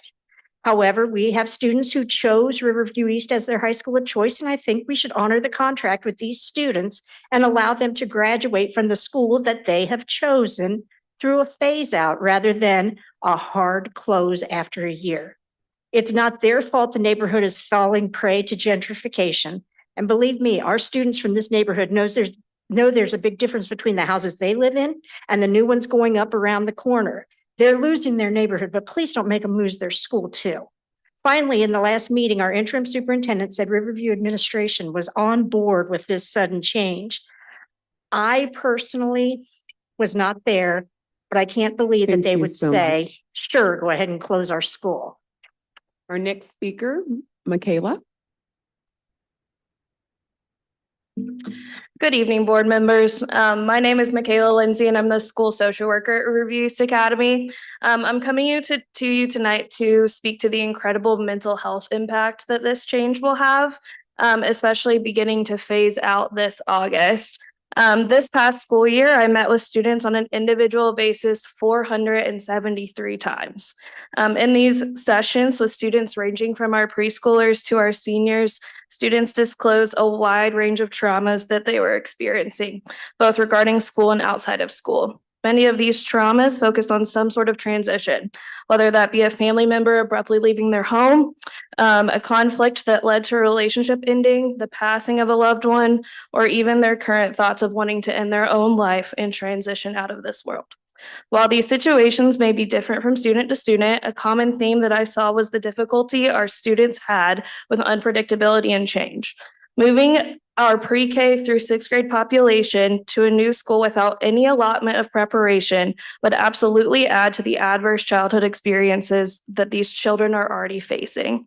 While I do believe Riverview has many plans in place to continue to grow and succeed as a school, if this phase out must occur, I am requesting that you give myself and the student support staff the opportunity to take the 24-25 school year to prepare our students, prepare our families, and prepare our colleagues, and utilizing a trauma-informed approach and appropriately preparing our community to make a transition that will inevitably affect the mental health of the community as a whole. The district has advocated for positive change towards considering mental health needs of our kids. Please consider those needs in this decision as well. Thank you. Thank you. Our next speaker, Leisha Helton. Hello, guys. I am a mother of a high school student that goes to Riverview, and I'm also a lunch lady at Riverview. And here's my question about the whole process of switching them to Spencer. And how about you guys? Okay, hold on.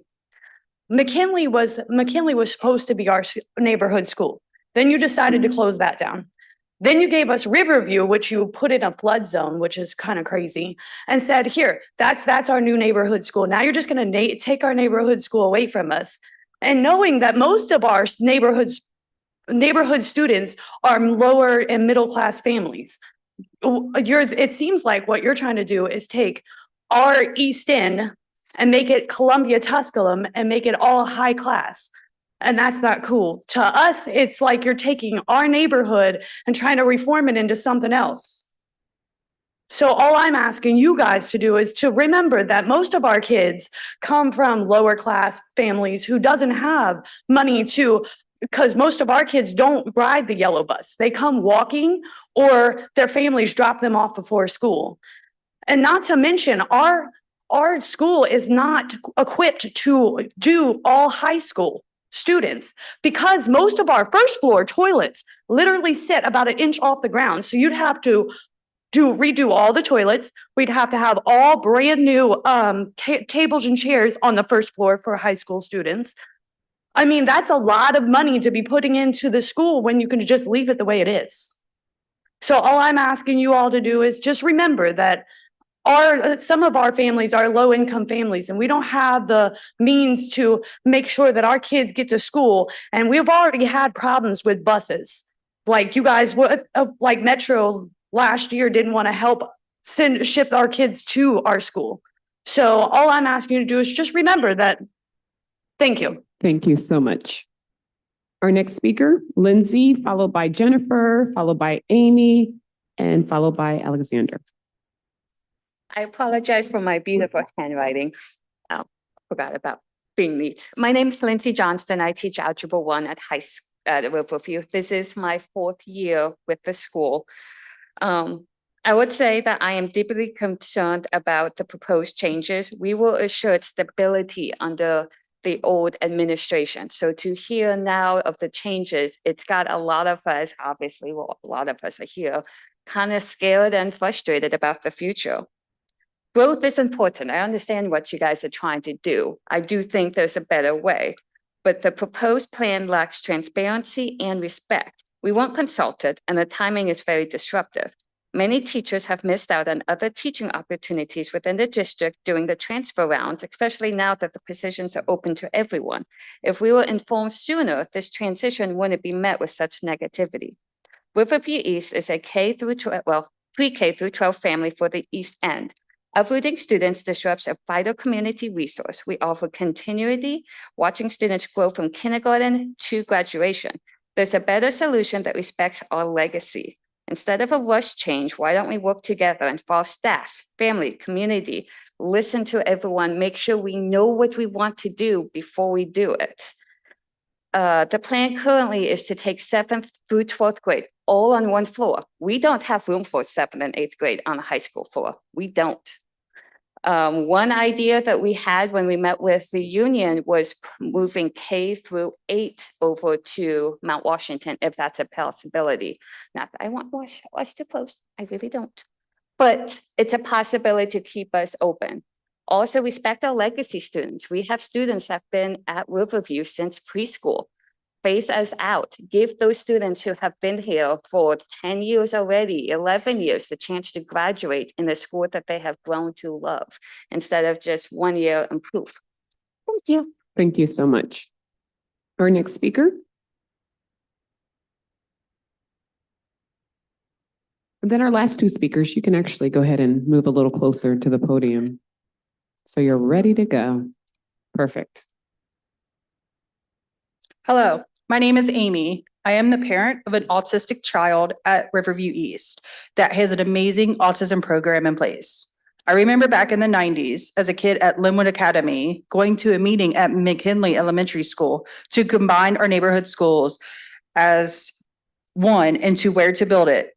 Fast forward about 10 years, I was entering high school and we as East End kids had no other choice than to go to Anderson since we didn't really have a neighborhood high school yet. We didn't fit in at either school, so a lot of my friends ended up dropping out. I was lucky to have East End Community Heritage School, a charter school that was funded by CPS.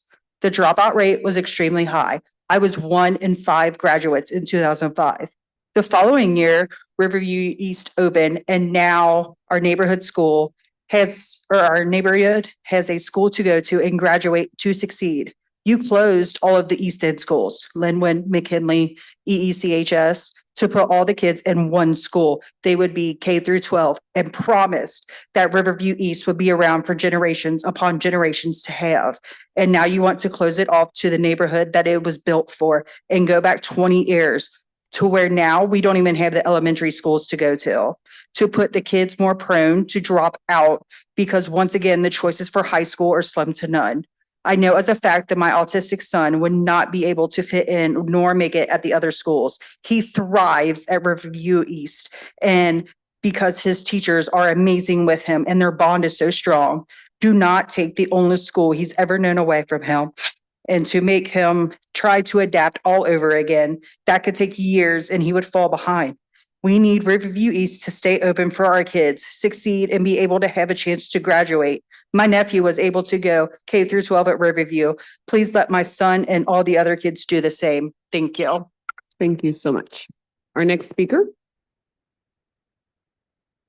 Jennifer? Oh, okay. Next speaker. Good evening, everyone. My name is Alex Yersky, and I'm the head baseball coach, head esports coach, and perhaps most importantly, I am an intervention specialist within the autism-specific classroom at Riverview East. As a reminder, it is 52 days. Yes, I've counted it. 52 days until the start of school. The following letter, read verbatim, was written by Lori Roll, a parent of a student in the intermediate autism-specific room at Riverview East Academy, as I couldn't say it better myself. To whom it may concern, I just learned today, 6/22/2024, that my son may be switching schools in less than 2 months. This would be disruptive,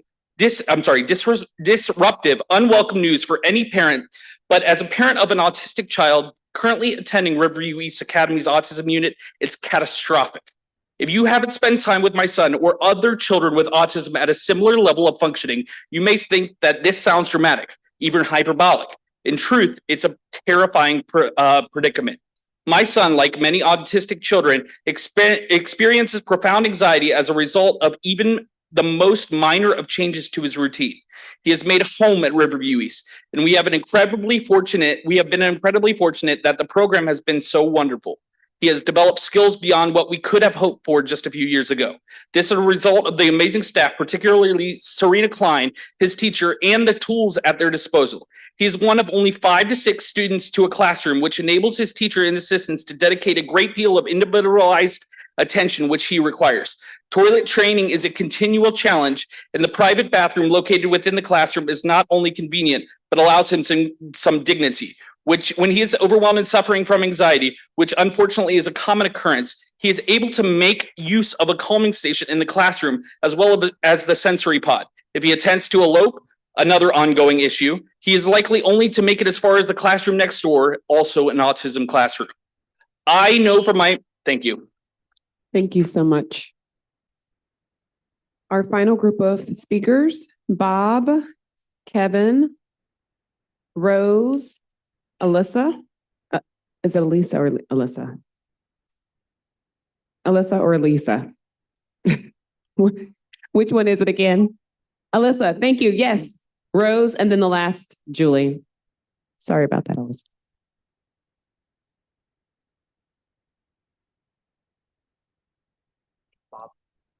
You can go ahead and go since you're already down.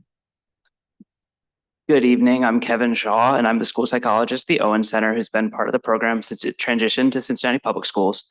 I admittedly haven't been able to closely follow the ad hoc committee's recommendations, but it seems that we've been consistently lumped in with the Promise Center, and I haven't always been clear on why that is. My view is that there's a fairly significant difference between serving students who have been temporarily removed from their current program as a disciplinary consequence and students who both need and deserve a public separate school to meet their needs as part of an IEP team decision in serving their least restrictive environment. I'm open to learning more, and I've always tried to see opportunity and change, but combining the physical setting of those two very different functions creates challenges in maintaining a vision for each respective program, and in my view, will end up disservicing both groups without adequate preparation.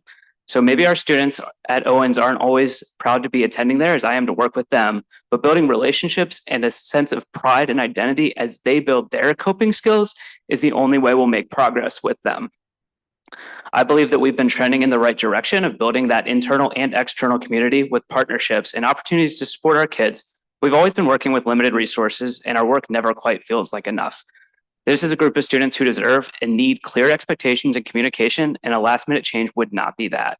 We are not going to improve our attendance, academics, or behavior without a clear guiding vision, community partnerships, and a team of adults who are mentally and physically prepared to support them. A transition this quickly with minimal engagement will fundamentally erode trust with all involved, making it impossible to maintain our existing partnerships without time to rebuild new ones and create chaos for the adults at a pivotal time for our enrollment. We are set to absorb students from the closing Learning Center of North Norwood, along with rising students from a variety of programs and buildings, and we'll already be facing that transition in student software systems and IEP note-taking skills. I personally spent much of the last few weeks and months of the school year giving tours, introducing families to our building, and attempting to rebuild trust in an education system that honestly hasn't always deserved it. I could go on longer, but thank you. Thank you so much. Our next speaker.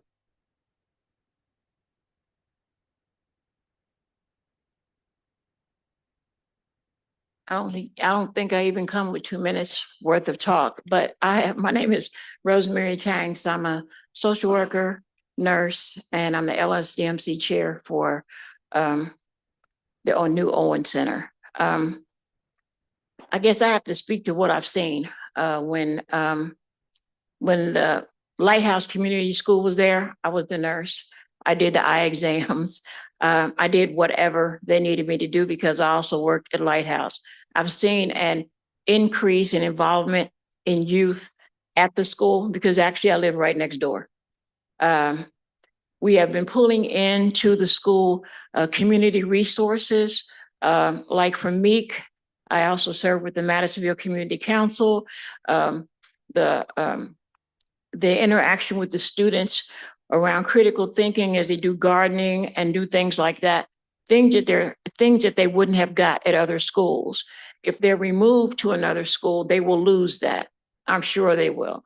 The other piece I was thinking about is I've known about the Promise Center, and I kind of agree with the statement that the kids here now are stable. They're stable with their teachers. They have built strong relationships and with people working with them in the community.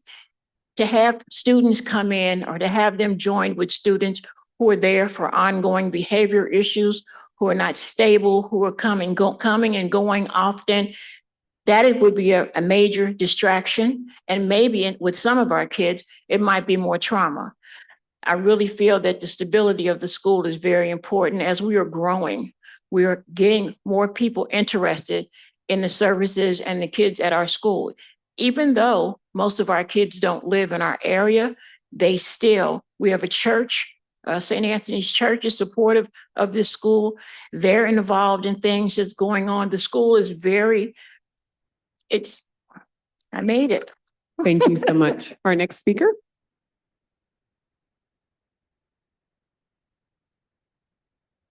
Hello, everyone. My name is Alyssa Viden. I'm an intervention specialist at the Dr. Odell Owens Center for Learning. I'm not completely opposed to the suggestion that we move into another space and understand this may be avoidable at some point in the near future. However, I also know that what we're currently doing at Owens Center is working and is positively changing the lives of our students. The Owens Center provides a smaller space for learning where students feel safe, and we have the data to support this. 100% of students grew in reading on MAP assessments this year, and 63% grew in math MAP assessments. Further data to support staying in our current location is our enrollment for the fall. Currently, we are at capacity for this upcoming school year at 70 enrollments and with a waiting list. Also, a critical component to the work we do at Owens Center is our partnership with Refresh Collective. We were able to create a music production space for our students to work in a creative environment and also earn music seals and fine arts credit. The music room and recording booths have been used to create nationally released songs on YouTube and Apple Music. This space was built in partnership with the Refresh Collective, federal grants, and our DSS team. The process to build space was lengthy and one that many of our team members personally helped fund and create. Most importantly, I've seen the life and light it gives to students who are part of this program, and the safe space it gives them to process feelings and find their voice. To take away this program would be detrimental to our students. Finally, I know this is hard to measure, but I see the growth taking place every day in students who are gaining the skills they need to be successful and happy adults. I see students who are graduating against all odds and who statistically aren't supposed to making it. What will happen to these students if we rush moving into a new space without taking the time to make a successful transition? I fear many of our students will not make it. They're the most important piece. Thank you. Thank you. Our next speaker, do we not have Bob still here, or did Bob already go? Oh, okay. Next speaker and last speaker, Julie Sellers. Good evening. Today I met with about half of the faculty of Riverview East. We met for several hours, and it was an interesting and knowledgeable discussion with many great ideas, but so many questions. They have had great insight to their building, but have concerns with the timing. They weren't even told about the change until after it was announced at the board meeting. They are fearful that the time for all of these changes are moving too fast to make the changes in a thoughtful and productive manner. I do think that the staff needs to sit down with central office and do the math, especially for the number of classrooms that will be needed. How many students are projected to be in each classroom and each pod? That's one of the questions that they're really asking themselves. I think that everyone understands it isn't sustainable to have so many under-enrolled buildings. But if this transition isn't done correctly with so many moving parts, it could be devastating and lose trust of other changes that could be coming. Could the moves be done in stages? Maybe have one group move before the beginning of the year, but just maybe that one group, and then another group move in after the work is completed for them. But I don't see how we can get everything done in the amount of time that we have to do it. Could the moves be done in stages? We've had staggered moves in the past. There's been many times throughout the facility master plan that the buildings weren't ready until the end of the first semester, and maybe some of the students could move or some of the programming could move over that break. I think most of the concerns, though, can be worked out with changes if we get in a room and we work together. But it is really upsetting when it seems like a short period of time.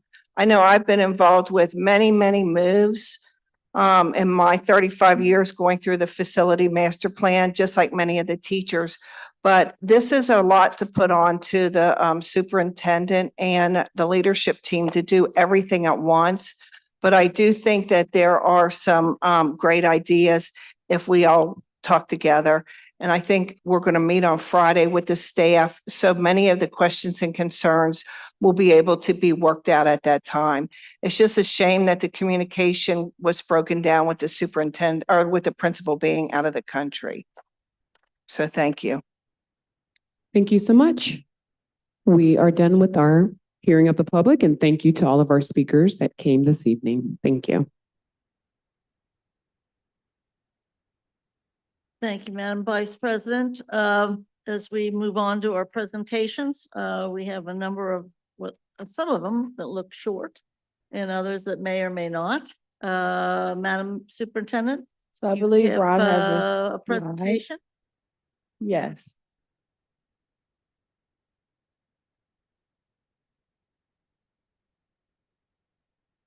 The first one, Rob, we're doing the organizational chart in terms of the, yes, sir, agenda. So you go to the next slide. I am pleased to share with you the organizational chart as it relates to the senior leadership team for the upcoming school year. You will see in the blue box, the Board of Education, and those reporting to the board include myself, the treasurer, our general counsel, and our internal auditor, Lauren Roberts. This particular chart focuses on the direct reports to me, which include our deputy, Dr. Smith, who is here. And if you're here briefly, if you don't mind standing as a team, it won't take that long.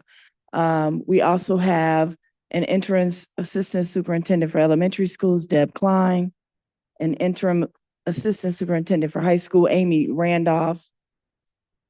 Our chief of communications, we have Ms. Catherine Robinson stepping up to help us out in that role. We have our chief of operations, Chris Burkhart. We have our chief information technology officer, Jeremy Gollahue. We have our general counsel, Dan Hoeing. There is one additional position. It's the interim assistant superintendent for district performance, redesign, sustainability, and growth that is vacant. And in just a second, I'll talk to you about that position. So that is the leadership team. And you can see the color-coded boxes in terms of the departments that would report to them. Thank you to the leadership team. Any questions?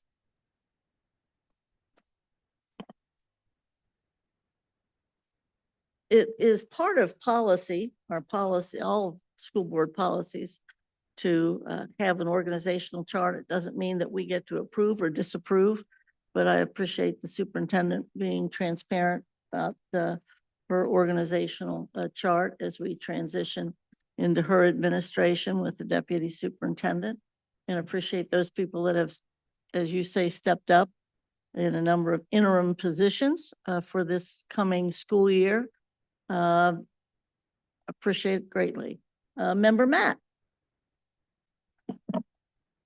I do have a question about the organizational chart, Sure. and it pertains to the interim assistant superintendent for performance redesign, sustainability, and growth.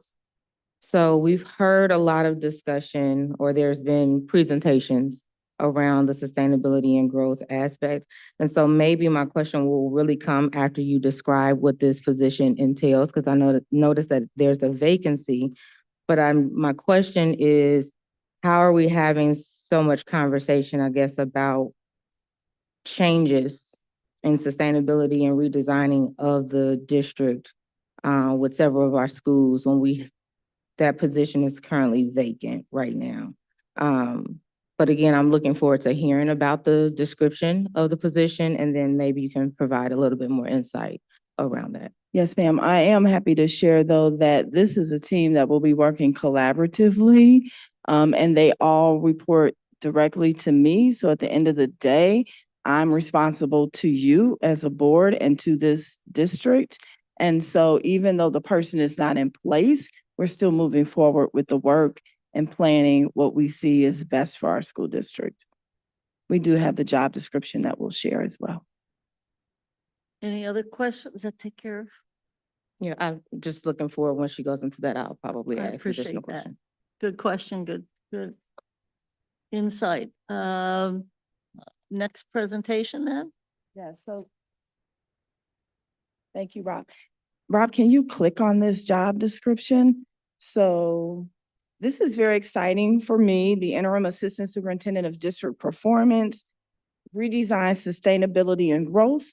And the purpose of this position broadly is to assist us with the conversations that came out of not only ad hoc, but things that we've been listening to the board and the district talk about for several years, maybe upwards to 10 or more years.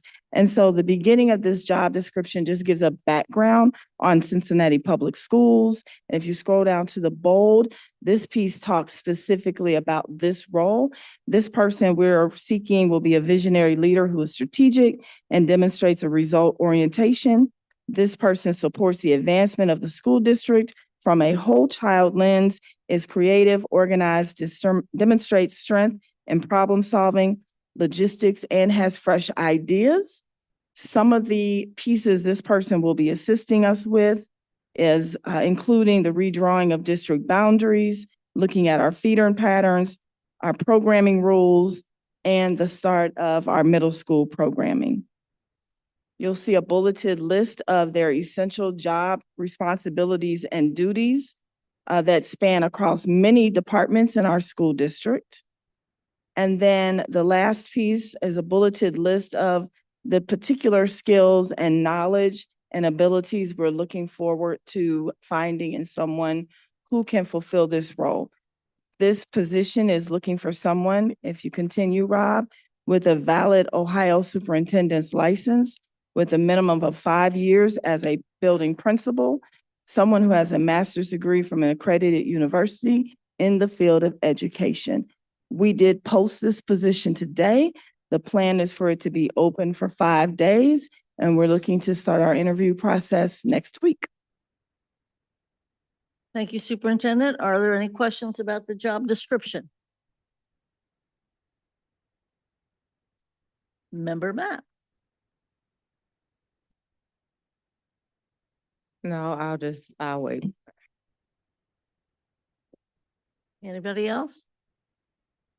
It'll be it was posted today. It posted today. Is it an internal? Internal posting today, yes.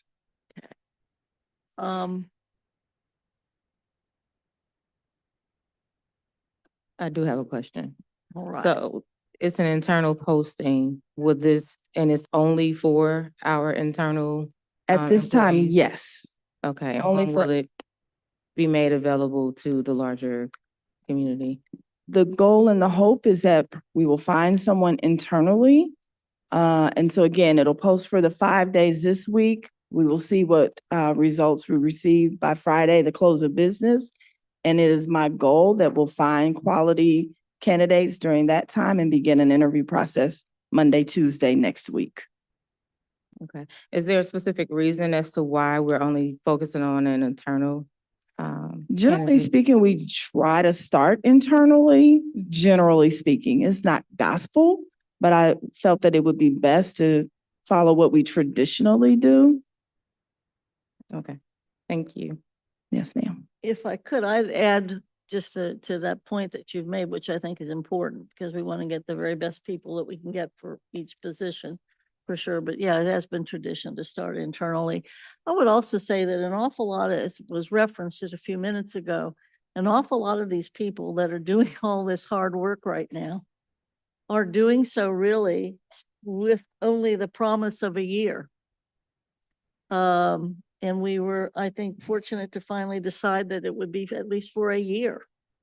The people that are helping and be interim assistant superintendents, interim directors of communication or whatever else, and managers of certain things, they know that this is for a year because the board had determined that this team with our superintendent and our deputy superintendent is a year commitment that we're making, and that I think they've been, frankly, considering the hard work that is ahead and the hard work that they've already done and the hard work that remains not only to be done, but remains to be decided. I think it's a tremendous commitment to the district.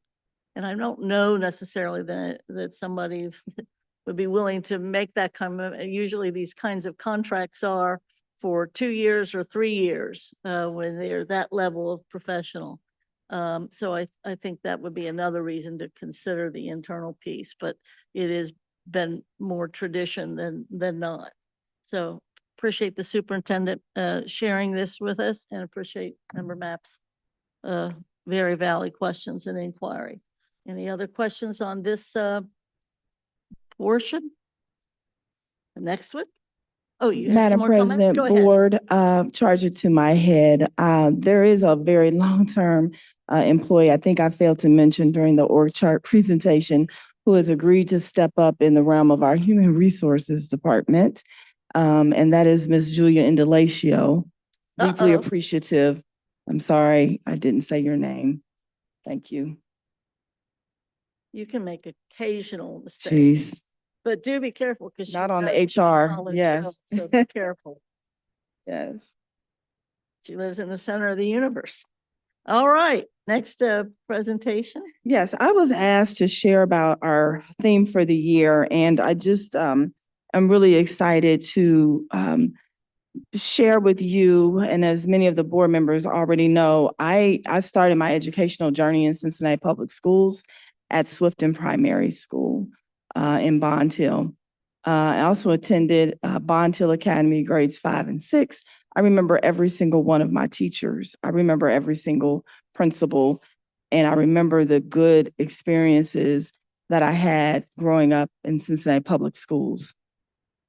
I also am someone who grew up in Bond Hill, and I live in Bond Hill, and my daughter is a Cincinnati Public School graduate, and I have 2 grandchildren in Cincinnati Public Schools. And so I feel like I owe this community, not only as a school district, but the community at large. And I'm very much interested in making sure, to the very best of my ability, we put things in place as a leadership team that afford healthy kids, healthy families, healthy communities. And I do believe that people need to understand the why behind some of the decisions that are being made. Some of them are built on the rationale around data. Others are built around what you believe are the best practices to do. And so I want to share with this board and publicly the theme for this school year is Here for Kids. Here for Kids. This past month, new on the job, we have been meeting with various departments and started meeting with groups of principals, starting with the high school principals, and this week meeting with some elementary groups of principals. And I've consistently asked the same question. And that question has been, what about Cincinnati Public Schools should never change? And some of the responses that have come to me have all dealt around the realm of whole child and around the realm of the services that we provide our children. And so therefore, that is why this school year, we want to present Here for Kids as our theme. Thank you, Madam Superintendent. Any questions about the theme? Comments? Any more discussion about it? And when we say it's the theme, is that kind of I know 1,000 years ago when I taught, we'd always listen to what the superintendent would say on opening day. Yeah. As everybody would gather, we'd watch for watchwords. And then we'd all figure that out. Okay, we got that figured out. And then somebody put a poster up in every classroom with the same words and what have you. So I think it is important for an organization to have its values and its fundamental beliefs, and always happy to hear kind of from the superintendent's perspective, her approach. So I appreciate it. I don't think anybody can find fault with this one. It's not exactly controversial, but certainly it's a good reminder as to why we even do this. Here for Kids. That's pretty good. And I think we started to see this several weeks ago. It started to appear on some of the things that the superintendent was, I think, if you read, not even between the lines, but if you read the small print, it kept popping up. So I don't think any of us are surprised. And thank you for sharing that with us. Our next presentation, Madam Superintendent. Yes, Rob, thank you. First of all, I'd like to share a little bit more about district performance redesign, sustainability, and growth. Last Monday, we had the opportunity to introduce what I'm calling phase 1 and seeking your permission to move forward with that work. And so what we believe between June 2024 and September 2024 is just what you see before you. On the 18th, there was a Spencer parent gathering. I was invited but unable to attend, but I do understand a couple of board members were able to be present and hear from Spencer staff and families, as well as some of the Walnut Hills community in that area. This coming Friday, we'll be meeting with the Riverview East Academy Local School Decision-Making Committee and are establishing a faculty and staff meeting. We've also asked the principal to work with us on setting up a parent meeting. This was last week. This request came to her. I do understand that she's out of town and we're waiting to make sure those things are solidified. I do have on my calendar to be present at 9 a.m. Friday at Riverview East Academy. We're also working with Principal Isaacs on the Dr. Odell Owens Center for Learning. We probably will also have that meeting on Friday. I think we're trying to confirm that, but that principal is working hard to pull her LSDMC together as well.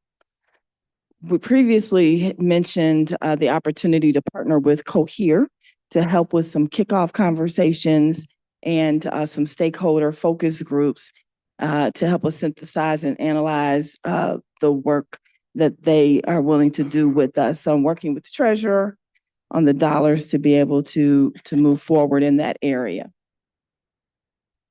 And then the timeline I wanted to share with you, starting June 2024, would include phase 1 that you have heard about, the Spencer Center, Riverview East Academy, the Promise Center, Dr. Odell Owens Center for Learning, and Schroeder's Middle School, also working with Schroeder's principal on their LSCMC. We have that going through September of 2024 because we believe that at the start of the school year, the Promise Center students won't necessarily be there right away.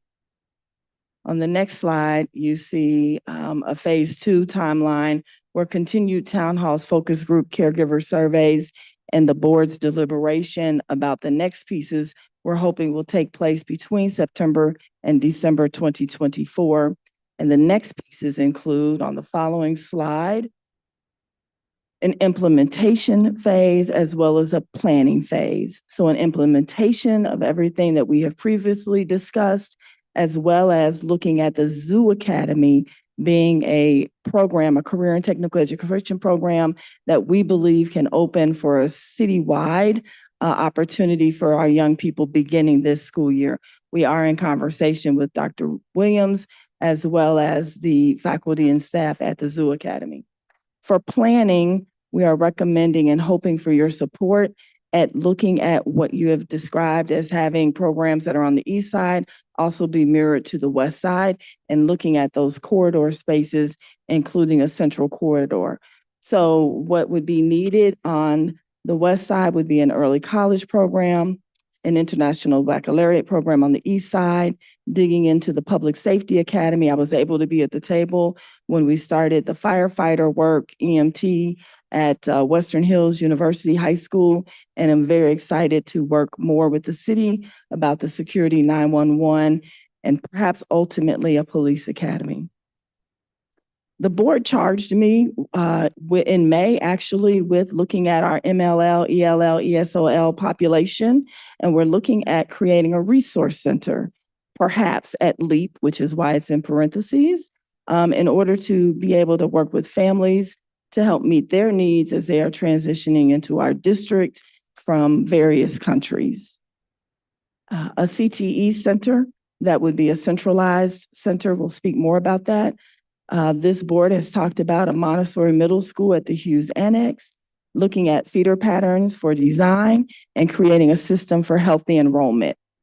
For fiscal year 2026, the implementation would include most of those things I just described. Continued planning with the CTE center that would be centrally located, and the 7th and 8th grade Montessori at Hughes Annex. Moving into fiscal year 27 would be the full implementation. So everything would be done by then, including adding automotive, cosmetology, and entrepreneurship at the Career Tech Center that is a centrally located center, and opening the 7th and 8th grade, Treasurer Wagner, Montessori Middle School at Hughes Annex. No, you won't. Okay. She says she'll be retired. Okay. At the bottom, at the blue ribbon, you see some patterns that we're looking at in terms of a K-6 for College Hill, a 7-8 for Pleasant Hill, a 9-12 for Aiken, which would handle what I'm calling the northwest corridor of the school. I don't know that it's that far west, but in terms of having a natural pattern, we think that would work nicely, and we believe we can implement that for fiscal year 26. You see a K-6 and a 7-9 pattern for Central, fiscal year 26, a K-6, a 7-8 for West, fiscal year 26 as well. looking at those elementary schools that are somewhat smaller and involving Whitten Hills Academy. That was a boundary line conversation that is probably more than 10 years old. With Whitten Hills Academy, Mount Airy, Pleasant Hill Academy, I think we begin to put the things in place so kids are going to their neighborhood schools. A Montessori 7-8 at Hughes, as we mentioned. The smaller schools, that means the enrollment is probably less than 350, that make it very challenging to operate at Bond Hill Academy, Chase School, Douglas School, Ethel Taylor, Evanston Academy, and William H. Taft Elementary.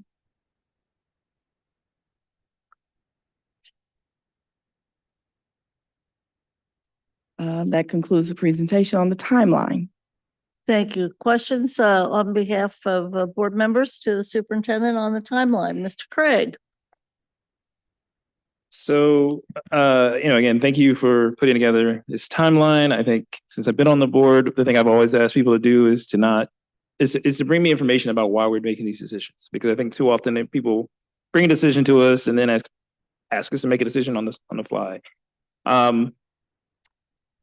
So I appreciate providing the timeline and also recognizing that there may need to be stages for some of the things that are intended to happen. I kind of want to, my first question really goes back to that phase 1 timeline though. And I guess what I still didn't hear and what I still don't see is how we are preparing parents whose kids will be at another school tomorrow and under this plan to do so. And I think that's the part I have the struggle with. Because the other thing to it is also the kids who are 7 through 12 who are living all over our city are going to end up at different schools under this plan because, essentially they would go to either their neighborhood school or they would go to whatever school they were then able to, by selection process, get into.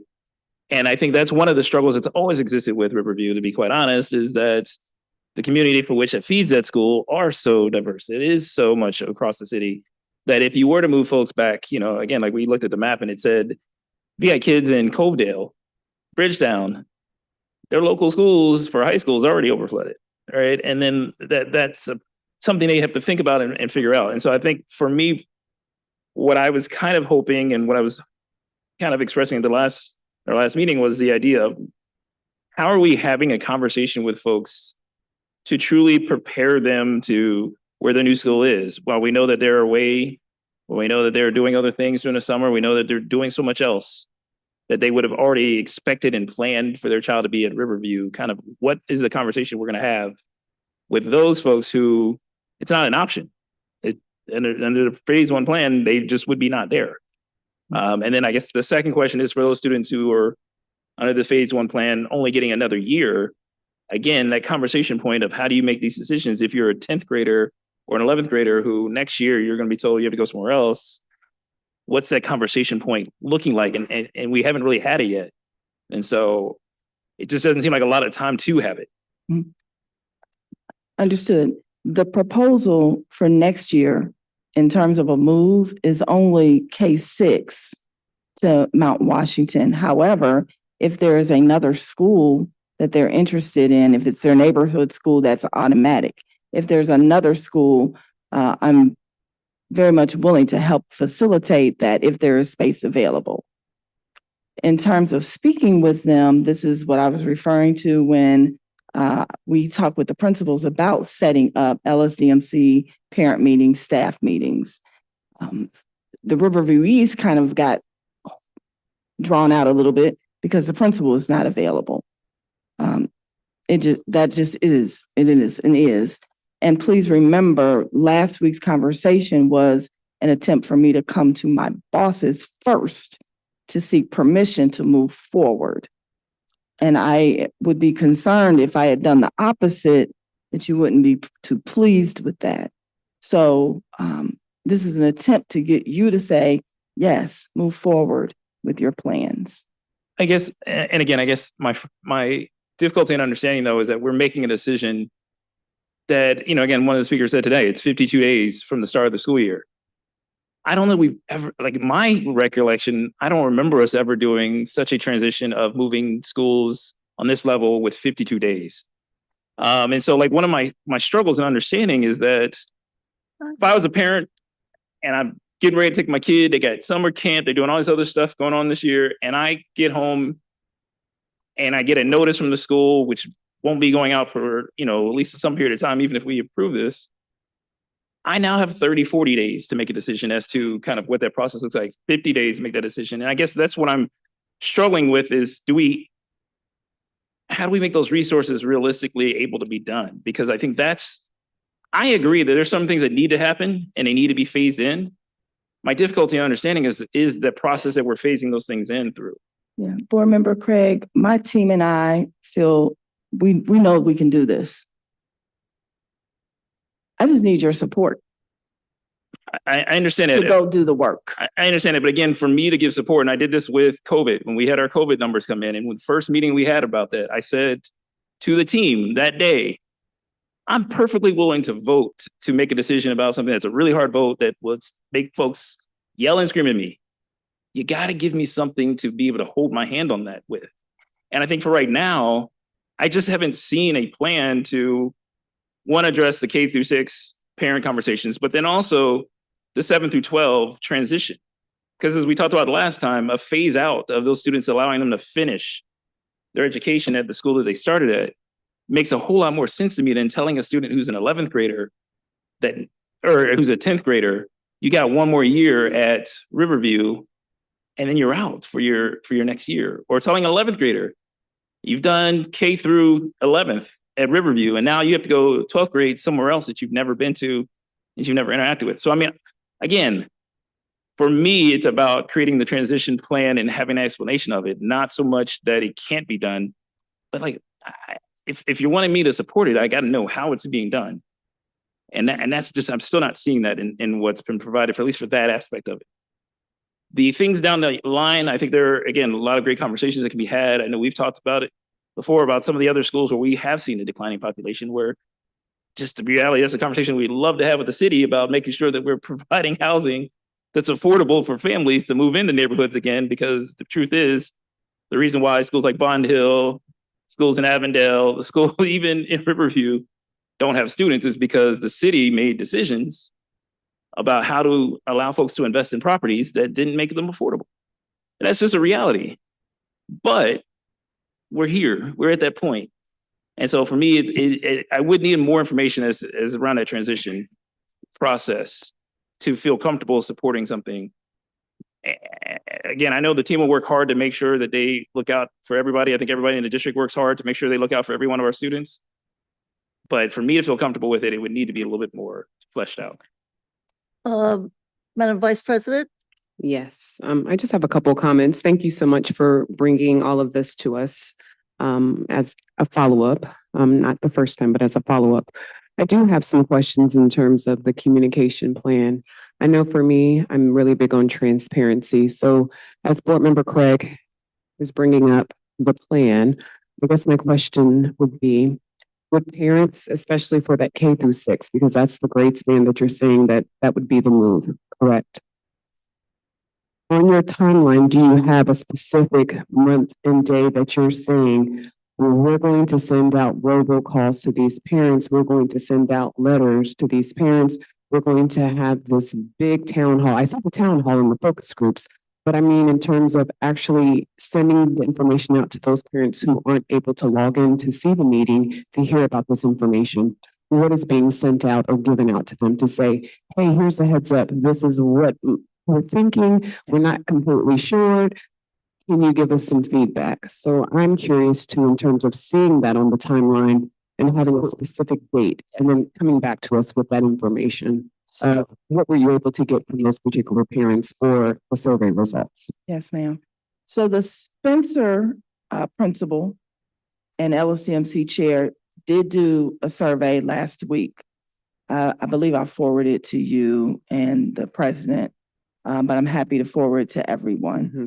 Again, it was a little more difficult for me to work with the Riverview East administrator. No fault of hers. It was already planned that she would be out of town. Oh, absolutely. I didn't want to get ahead of the principal in terms of communicating with her team. Mm-hmm. So I believe she'll be back this week.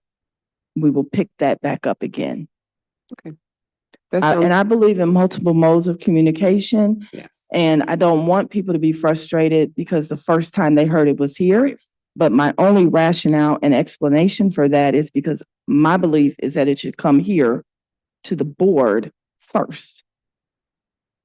So we will continue with multiple modes of communication around this work. And then can you just clarify in terms of the high school students? Board Member Craig, you mentioned that the Riverview student is a 10th grader or an 11th grader.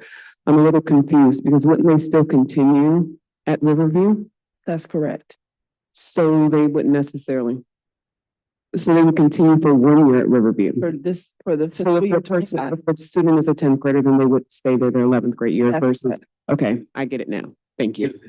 I was just like, wait a minute. So they would be displaced their senior year. So they would have another opportunity there. They would have another opportunity, but they would not be at their same original school. So now I'm That's understanding exactly what he's saying. Thank you. Mhm. No more questions. Yeah, I think the clarification on the high school piece is probably important. And I think part of it is whether or not there's a way for people, once they are in the 9th grade or whatever, the ability to complete their high school education at Riverview, if indeed that is what they would want. I think that there's Mr. Craig's right about the wanting to make sure that the parents of the K-6 folks are, in the old days, it was by phone. And it was individual customer service people that did that reach out. And then I think that for the sentiment, I think there is an interest regarding the high schoolers being able to not only continue their career plan. I will say a personal privilege.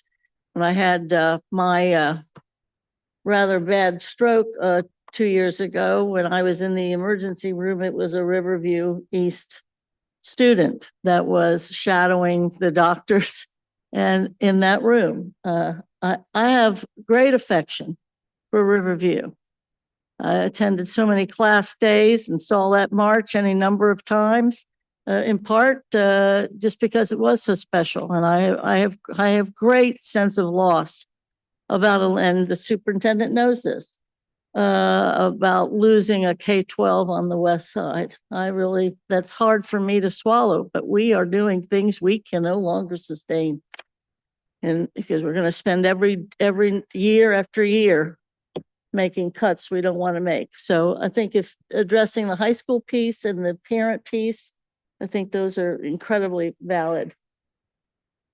Dr. Moffett. So thank you for the timeline presentation. It's very helpful to see your ideas around the broader picture. I do have a couple of concerns. I'm going to say them publicly because I've shared many of them with you privately, in that I believe that our students are resilient and that they will be able to adjust to fast moving timelines. However, do I think it's fair is another thing. But I also asked you, could you have an advisory committee that meets like every 2 weeks with the communities of Riverview, staff, students, LSDMC, Spencer, same, Walnut Hills Community Councils and communities, East End communities, Douglas School and Mount Washington, because that's where many of them are coming, and just have a check-in with them. And I think engagement for me includes that. It includes parents, it includes everybody consistently over time. I hear the staff say that the timeline is aggressive. And I also heard you say that you would be open to the fact that it had to happen if it did, but you really, really, really want engagement. And I think that's very fair. What I would like to see, and for me to jump up and down and support it, would be a proposal that involved grandfathering the 9 through 12 students. I don't know what that number is. If we could get a number around how many students that would be impacting that are currently 9th graders, that would be advancing. So we wouldn't accept any more 9th graders, but they could maybe advance 10, 11, 12 till we phase that out. What does that number look like? What is the cost for that? How is that impacting if we were to allow those students to grandfather? I think to be able to, I never had to move schools. So for me, I I don't have that as a point of reference, but I can only imagine that that would cause some consternation and indeed some trauma. So what does that plan look like to have the students who are currently ninth graders transition on, and then we grandfather them out? We've grandfathered before. So what does that look like for that particular community of students? And what are the numbers? And what are the costs? That would make me feel better. I'm certain that may help the staff feel a little bit better. I also am very interested in the number of autism units at that school. One more time. There's only the one, the number of autism units that would be impacted. And I know our district has had to increase the number of autism units from the recommendation for Children's Hospital. So that is a concern that is being recognized from our partners there. But what would happen to our students with disabilities if we were to make a change for those grade levels? I just would like to see a plan on that. And then if it is possible in the timeline to have our students with autism again, or our autism units be grandfathered so that they have time to transition, what does that look like? So I guess what I'm asking for is a transition plan for our high school students and our students with disabilities, particularly the autism units, if that has an impact to the budget and what that would be.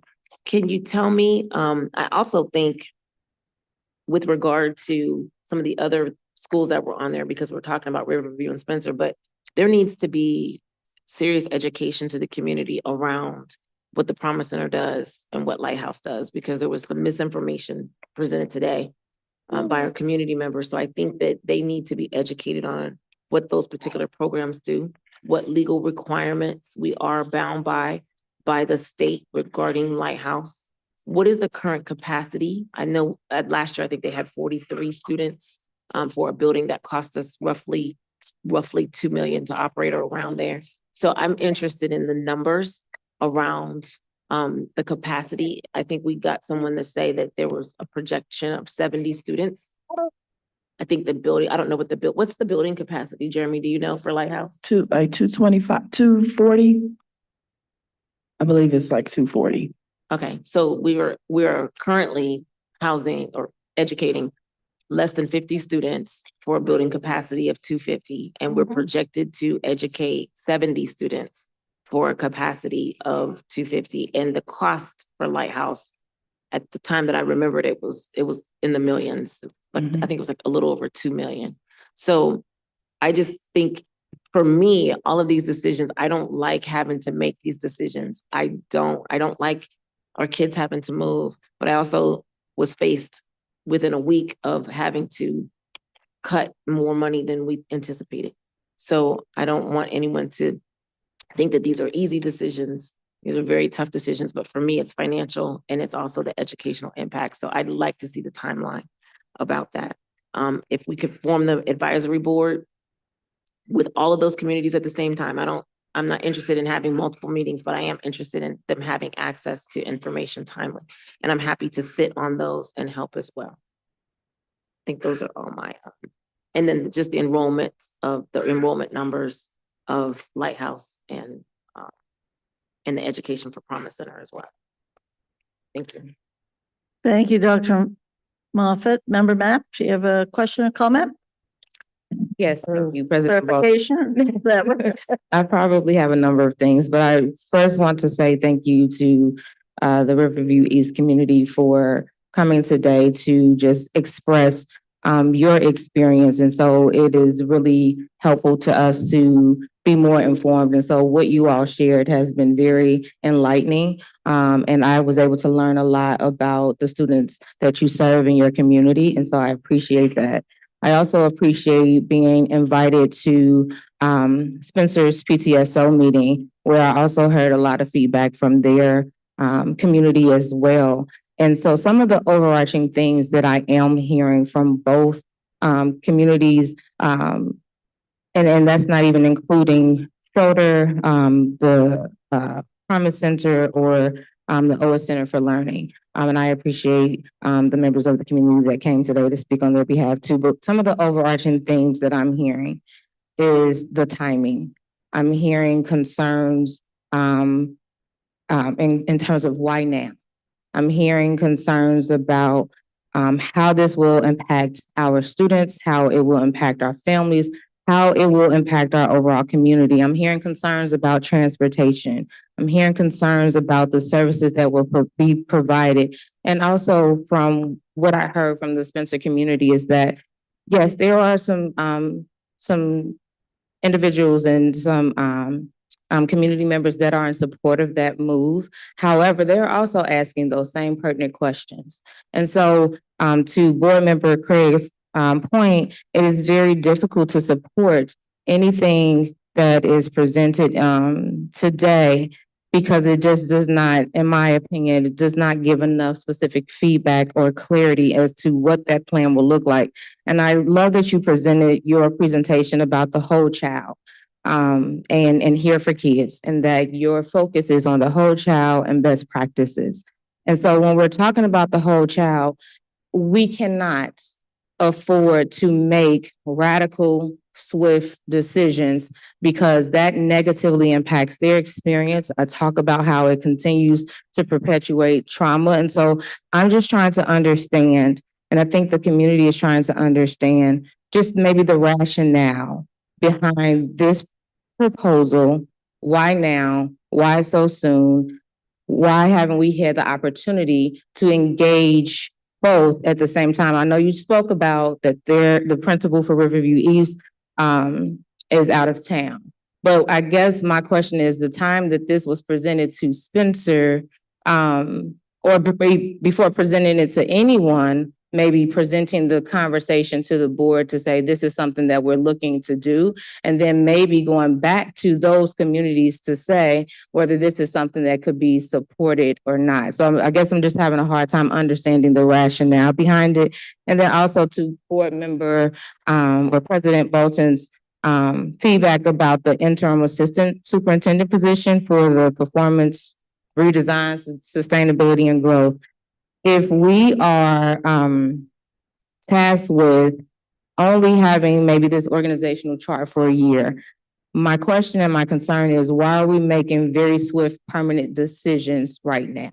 So I guess I'm looking for that. What is the rationale about the move or the proposed plan at this point in time? And how does it fully support the whole child and best practices? So those are my questions that I have.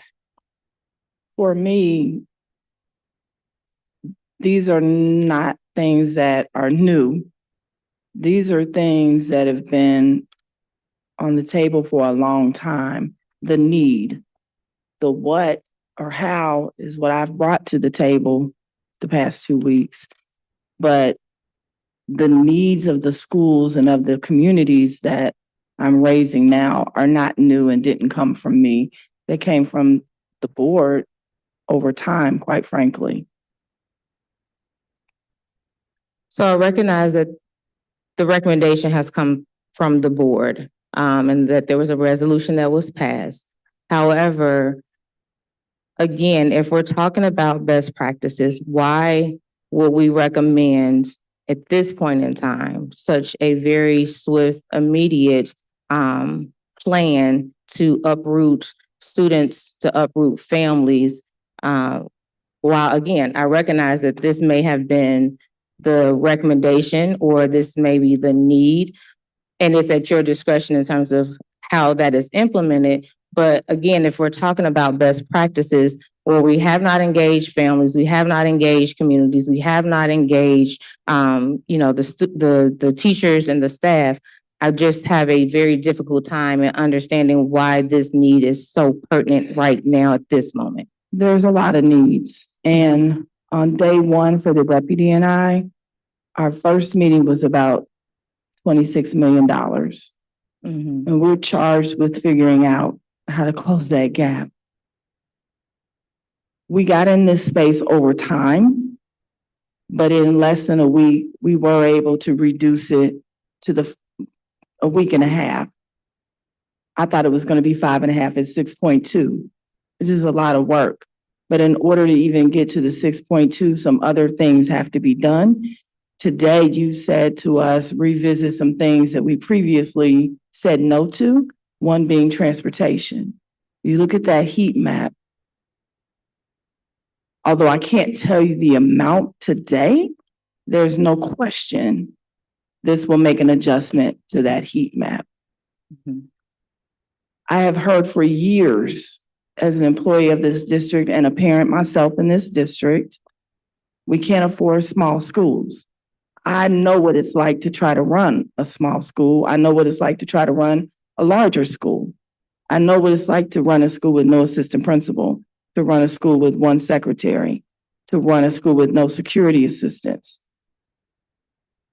You can't keep doing that. So I'm just willing to step up to the plate to do the work to address what we've been talking about for years. That's all. Right. And I totally receive that. And so thank you for sharing that. But again, it is very difficult. I like to, as much as possible, as best as possible, like to make informed decisions. And based off of what I believe has been presented, has not necessarily provided us with any type of data, any type of cost analysis. You shared with us, you just shared in the moment that we don't have any cost associated with this particular proposal. While we recognize that we need to make cuts, we have not discussed what the move would look like. I'm only hearing in theory or hypotheticals. I'm not hearing concrete information as to why this decision will be effective or how we will be assured that this will be the best overall decision in the long run, not just based off what we're talking about today. In the long run, would this be the most effective decision and why? And I'm hoping to receive that type of concrete information to be able to offer that support. But what I believe I have right now, I don't feel that I have enough substantive material to be able to support what you're asking us to support right now. I understand. Again, this was just initially last Monday was my request to seek your support to move forward. I do want to say Jeremy shared with me that there are 101 ninth graders and 245 9th through 12th graders.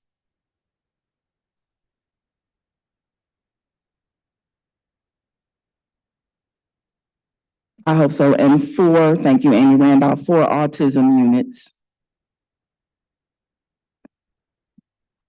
I do have another question about that. I'm sorry. So for you said K through 6, and that consists of some of the 4 autism units, correct? 4 autism units, 1 strides unit, and then the numbers, yes, that it does include the students in the autism unit are included in those numbers. So 101 ninth graders, 245 total 9th through 12th graders. Thank you. Thank you, total. Okay. So with the 4 autism units, and so those students, and I'm just asking for clarity, those students would be expected to transition to Mount Washington? Not necessarily. In the plan, we shared that we were at least thinking about the primary age is going to Bramble. And we know that there's space in other places for the units as a whole. We have not solidified where those places will be. Okay. And then my final question is, and it was presented by the Riverview East community, that a lot of siblings attend the school and they help to support their younger siblings. So if we're talking about moving them to a different location, how do we support the students and the families in that separation process? Because there may be students that are not with their older sibling that could possibly be in high school, that the families rely on that level of support. Yeah, we're happy to take a look at that and talk with any families that we may be able to support that way. Okay, thank you. Any other comments, questions? Sounds like there's interest regarding the high school grandfathering, concern about the placement of the autistic units, and also more reassurance regarding specific engagement with families would be 3 of the items for sure. Member Moffitt? I just was wondering about, can you give me the number for the K through 6 that would be moving again? I'm sorry. the K to 6 students, it was 101, no, K-6 students total 117. Thank you, But Jeremy. who's counting? And then Dr. Hall is chiming in to let me know, remind me that there's one K-3 autism classroom, 146, 178, and 1912. Thank you, Yes. Dr. Thank you, Hall. Dr. Hall. Through the superintendent. Member Mapp? Okay, sorry. So going back to the engagement follow-up. I know that you're looking to partner with Cohere, consult Cohere in terms of services for parent interviews and engagement. Ideally, what time frame are you considering that process beginning? I know you talked about having support from the treasurer, but ideally, when are you anticipating? We were ready to go last week, except it's a process. And so now I'd have to get board approval for a contract, et cetera, et cetera. And I don't think there's another meeting till July 15th. Okay. So I guess my question is, and again, okay, never mind. Thank you. All right. Let me ask a question. Um, So Superintendent Murphy, is it possible, and again, we don't have another board meeting until July 15th, 17th, something around there, 15th. And so that has also added to the restriction that that's why we had this one, so we can get the appropriations done. Is it possible that perhaps you could send the board an updated timeline around when engagement will start via email? It doesn't have to, it can be formalized. We can, maybe our new communications person can look at putting some things online. But I think that this stuff does not have to stop. What I'm asking for with regard to engagement doesn't have to wait until July. And I don't think you're proposing that at all. But we can be kept abreast, the community can be kept abreast regularly. So that's what I'm thinking, is that the next formal meeting, we should have some data by then. We should have some engagement information by then. We should have some, I know Spencer has already surveyed their population and sent those survey results. I know they included myself in board member map, and I don't know if they sent it to everyone. We can certainly do that. But do you have a plan to begin the Cohere? I know you shared that the first step was board involvement, and I appreciate that because I think it would be just a waste of time to do all this work and not have. No, I do have the plan, the proposal from Cohere, and Treasurer Wagner said that it is possible to move forward at the amount that they're quoting with a second quote. So we'll get a second quote. Okay. Thank you. Thank you. At least the way that I'm hearing this is that the superintendent has received any number of suggestions and direction as to what we would like to see done in order to move into this future that is happening. We do have two members absent today, but have we given you enough advice, direction, work to do, adjustments in part to perhaps make for us to move on? We good?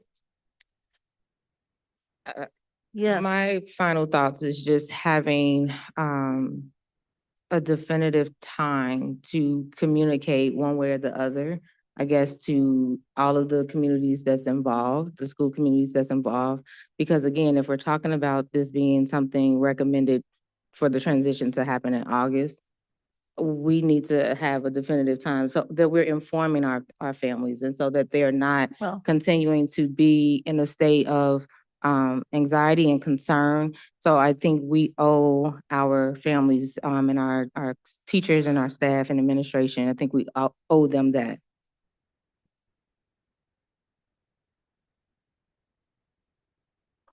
She did. So that has been asked and answered and requested properly again. And the superintendent knows what's ahead. And we know we'll have another public meeting on July 15th. But also, obviously, there's going to be public communication and engagement. Nobody's waiting to July 15th to do anything. You have marching orders, so to speak. And if we're ready to move on, then we will move on.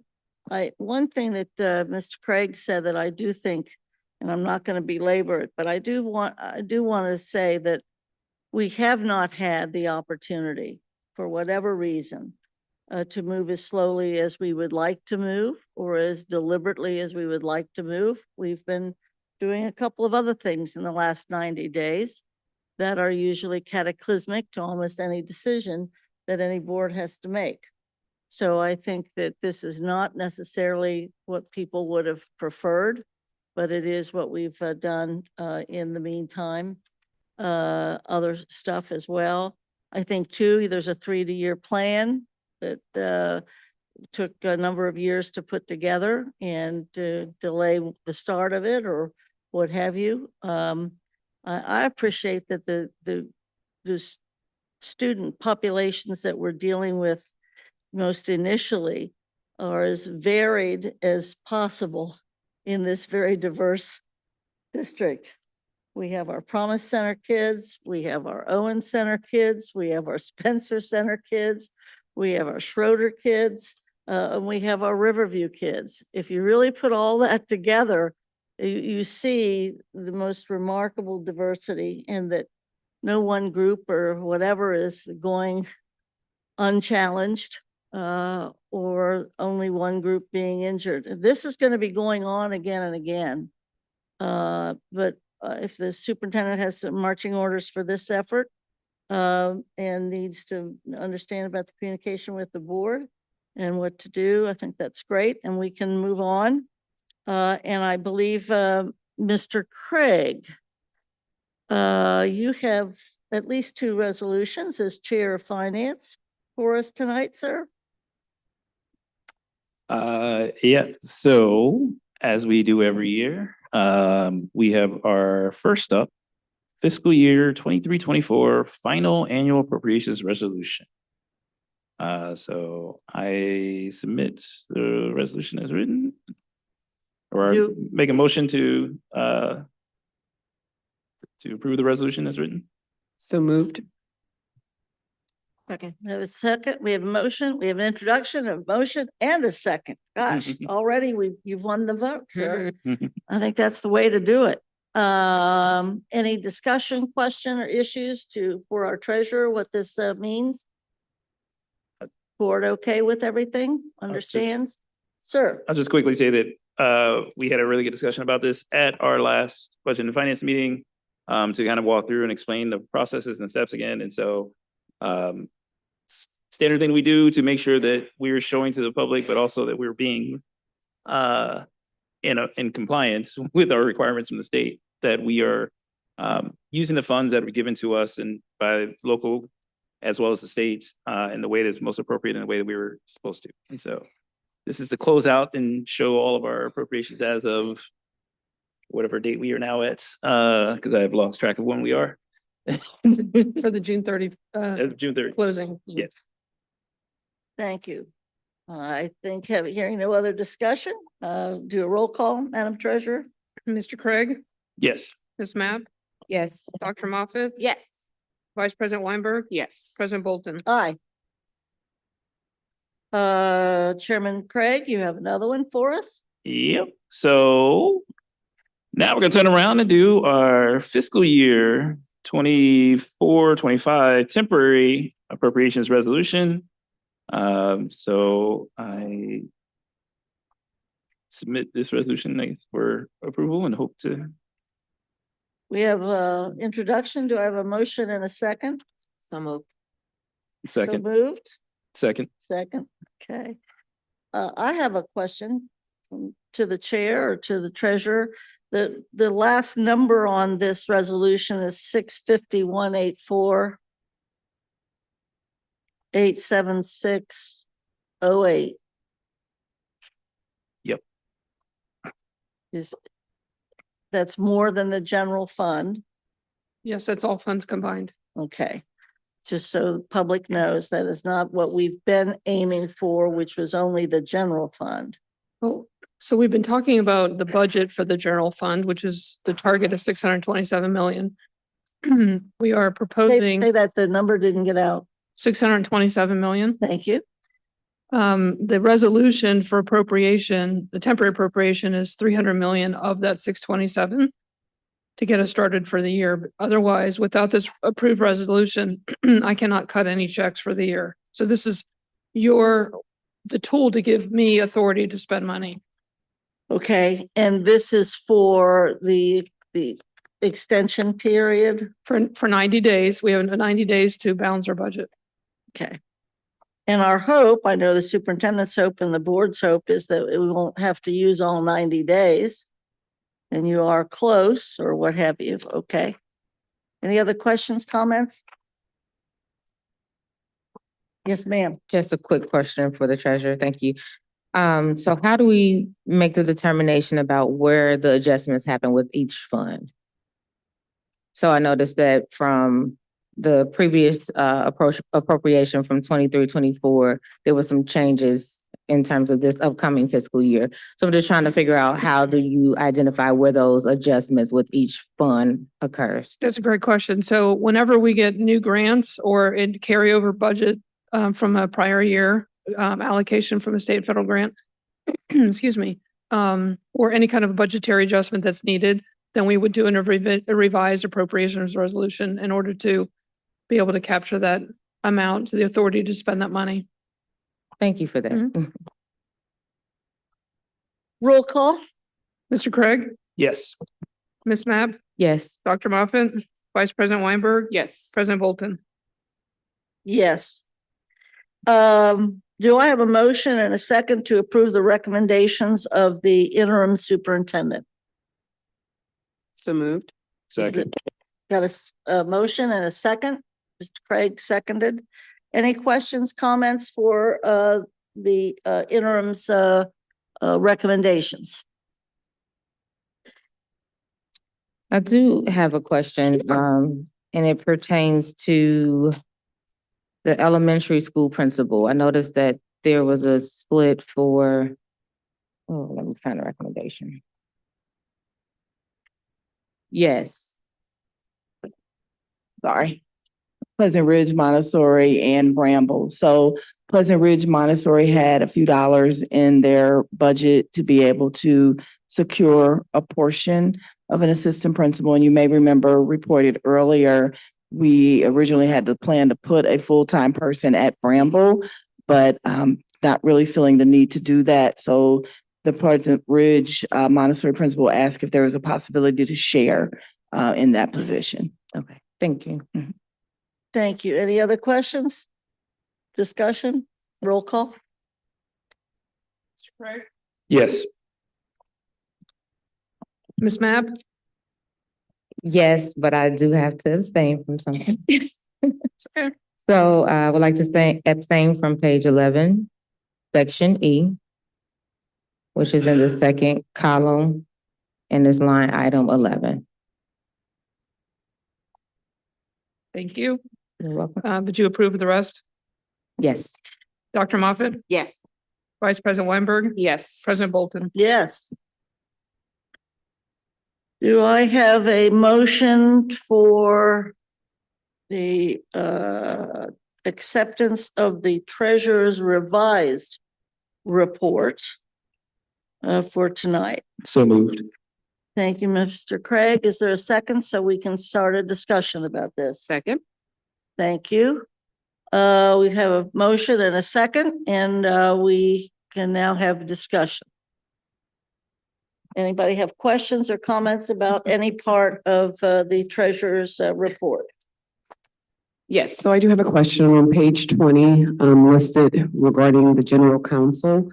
Can you kind of explain it a little bit in terms of what that is actually saying? I invite Mr. General Counsel to the table. Good idea. Thank you.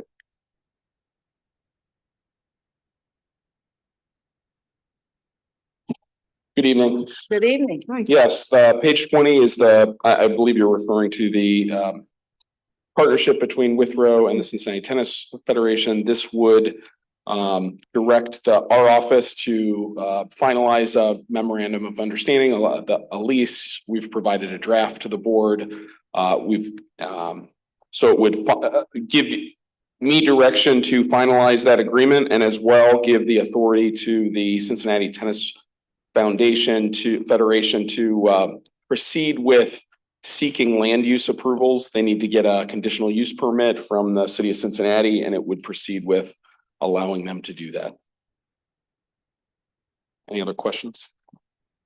Just to be clear, this would then mean that we would be Moving at least forward. moving forward Right. on the tennis foundation building at Withrow. That is correct. And whatever arrangement that we've already kind of had discussion, and we've had their presentations presented, both the neighborhood and the foundation. Member Moffett. So stay there, Dan. I was prepared to vote today, but I do have some concerns. We are down 2 board members who I know, one of which emailed all of the board members some additional information. And I also want to, can you clarify the general counsel for the neighbors' use of Ohio Revised Code 3313.36 and .411? Because I did not interpret those revised codes in that manner that he did. So I'm wondering, would it be possible to, or detrimental, to wait until we have the board members here to vote, like the full complement here to vote? How does that impact their timeline? It's completely up to the board as to voting tonight or not. I'll just say I share that this is a arrangement we've done before with other partners. We do not believe that this would be that any of the Ohio Revised Code sections would prohibit this kind of arrangement. And just to clarify, we're not selling because I think there's some misinformation. We're not selling the property for $60 a year. Yeah, just to paraphrase 3313.36 says that the board can't give up its own control of the school district. So in other words, if Bill Gates came in and said, I'd love to make what do we need yet, Jen? A $5 million, $10 million donation to the district, but I'd also like to run the school district, that would be prohibited by. Some days we would say yes. Probably, that's right. That's what's intended. That's right. We don't think that a lease arrangement gives up the board's control. And then secondly, on the provision related to the lease of unused school property, this is not unused school property. This is a tennis courts that have been continuously used by the school. So our outside counsel and I do not believe that section applies either. Well, the one that was quoted was the use of public property for private usage. Again, that's not the interpretation that I got when I read that ORC code. So I just want to make sure. And if you're certain that you've done your due diligence and we're ready to vote, then that's one thing. But I just want to make sure that we're all good. We feel like the agreement and arrangement would be upheld if challenged. Yes. So the only other thing is that I don't know if it's prudent to wait until the other 2 board members are here, just to give them an opportunity to vote. I don't know if that's enough. I do not know, with the exception that one of the members did send a rather extensive memo with some concerns. We are not able to talk among ourselves, believe it or not, and do so legally. So I don't know what the feeling is. If you could make the case to wait for a full complement of 7. You could also make the case to vote now based upon the 5 that are here. But I think Mr. Lindy's memo is of interest, certainly to some folks. I have all imaginable reservations about this arrangement, but I've said those things. So it's the will of the board, as administrators like to say, as to what the board members feel. Do you want to hold for certainly it's hard for me to imagine that there's more information for anybody to receive. It's just one of those decisions that there's information on all sides. But you could make the case without the 2 other members as a reason to not do it. Well, how's the feeling of the rest of the board? I've heard from Dr. Moffett. Mr. Craig? I feel like we, to my record, not really held too many votes up because board members weren't here. So I don't think that this is one that we should. I also think this is voting to give them the authorization to go through to create memorandum of understanding. This is not the end all be all final thing that we would ever have to look at on this. And so I do think this is, at some point, we have to stop saying we're going to wait, because eventually it's just not going to happen. And that, if that's what we want to do, then it's to vote no on that part rather than just trying to stall it out. Vice President, would you like to hold the vote? Full board? I would be open to voting today. Okay. Member Moffett, you want to? I'm fine. I just want to understand the things that bring me pause were just an attorney stood up and said that, be prepared to fight. And I'm like, oh, let's just make sure we've dotted our I's and crossed our T's. I will say I'm ready to vote today if that's the case. So again, this is saying we are ready to move to the next step. Is that correct? Correct. Yes. So that we can still finalize the MOU. We can still progress and make adjustments if needed. But this is saying that we are ready to move forward, or we're not. Member Mapp, would you prefer to wait or to vote? We can vote. Okay. Which one question on? Oh, yes. A quick question, just to follow, got your name on. It's okay. It's one of those days, Board Member Moffett. Can you say that one more time? So in terms of this, it's not saying that we are agreeing that they're going to start building tomorrow. This is saying that we are giving permission to come up with a memorandum of understanding. And then that comes back to us. Then we discuss it, then we decide, correct? I just want to know the steps to make sure that I'm voting correctly. That's right. There's maybe a few open issues with the memorandum of understanding, but the key next step would be I believe will be the CTF and CPS applying for permission to build with the city of Cincinnati. And this would be an investment for them that they're responsible for obtaining such approvals. This is saying the board wants to move forward, though. So it's saying that we want to build. That's right. I think Okay, I so, just want to make yes. sure. Yes. I want to make sure. Yes. I want to make sure, because I didn't read that as such. Considering the investment that the parties will make to take it to the next step, if the board is inclined to support it, it should support it now. And if it's not inclined to support it, it should not support it. Thank you for the clarification. Yes, ma'am. Don't leave. I'm just gonna translate for my feeble mind. What you're saying is that if we do this, then we are going to be joining the foundation in requesting the city do what? Give approval to construct this building. So it's our property. So I believe the application will be made on our behalf. The responsibility, the financial responsibility for obtaining that approval is CTF's. There you go. Thank you. I need that too.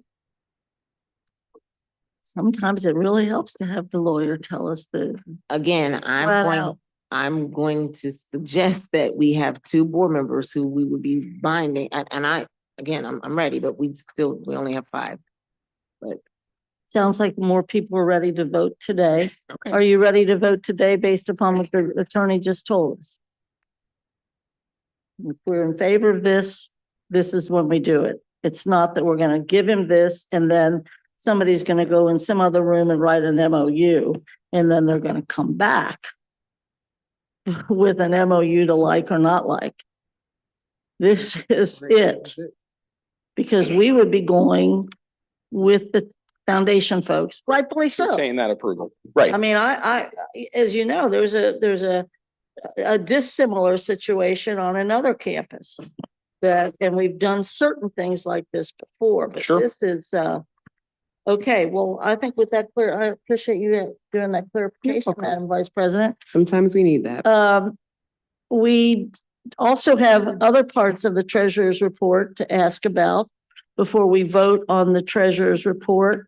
Madam Treasurer, if I can ask you a question or two.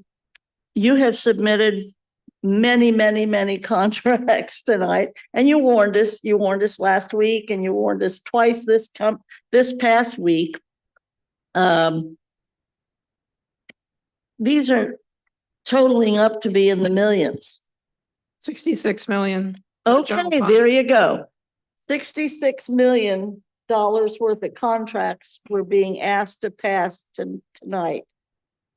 And we are 6.5 something, not even close you have to do the gap. I have great reservations about adopting all of these if they are not absolutely essential. I mean, they're all needed. I'm sure you wouldn't be recommending or we wouldn't be engaged, but tell me what to think here.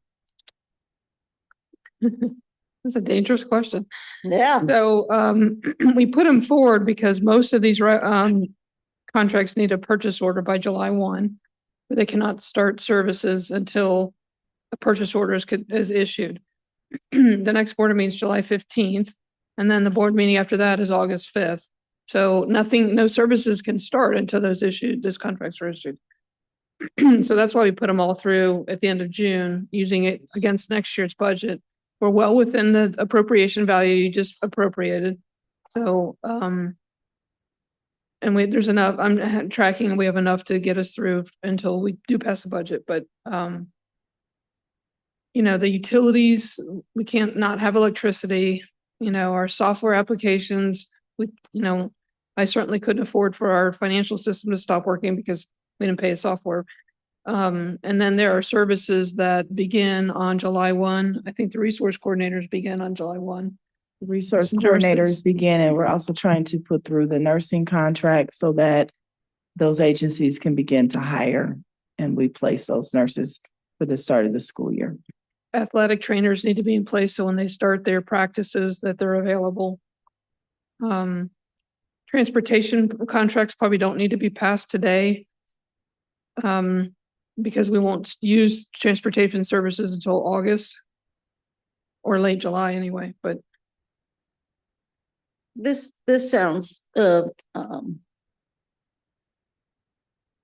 limited in thinking, and I apologize. But is it possible to pass the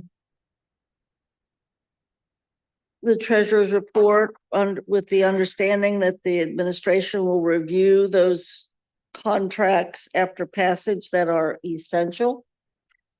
And Yes. delay those? We'll hold on to those until at least July 1st. I can't issue a purchase order until I actually physically open the new year.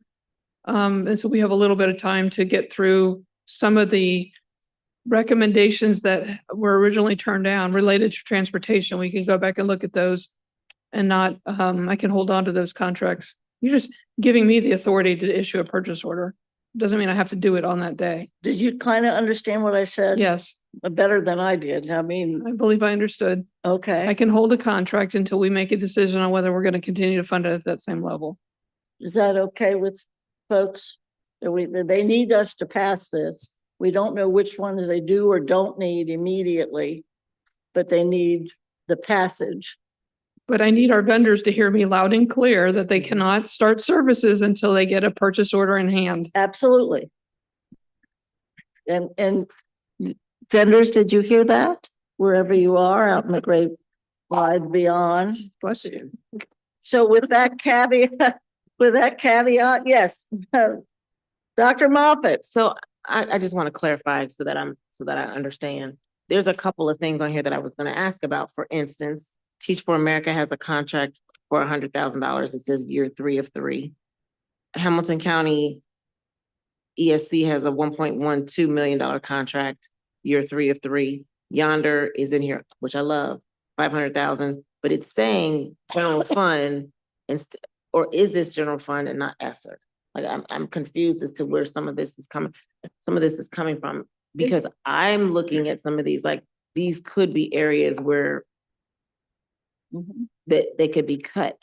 You know, you could maybe reduce some of that to get to the budget gap that we need to close. So is what you're proposing that you have authorization, we're going to authorize some of these, but some of these may not be these numbers. So let me answer one question at a time. The TFA contract was supposed to have been reduced to 75,000, so I need to follow up with that. It was supposed to be reduced to what? Reduced to 75,000. Okay, it says 100 on here, so that's good. The second question you asked me about ESSER is ESSER is going away. So in each page, it references what fund the expense is coming from. There's a column that says fund number.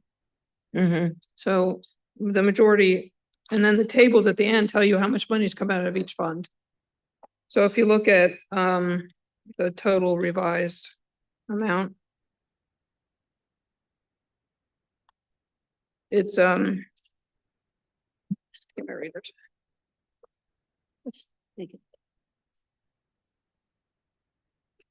Page 9 of the addendum.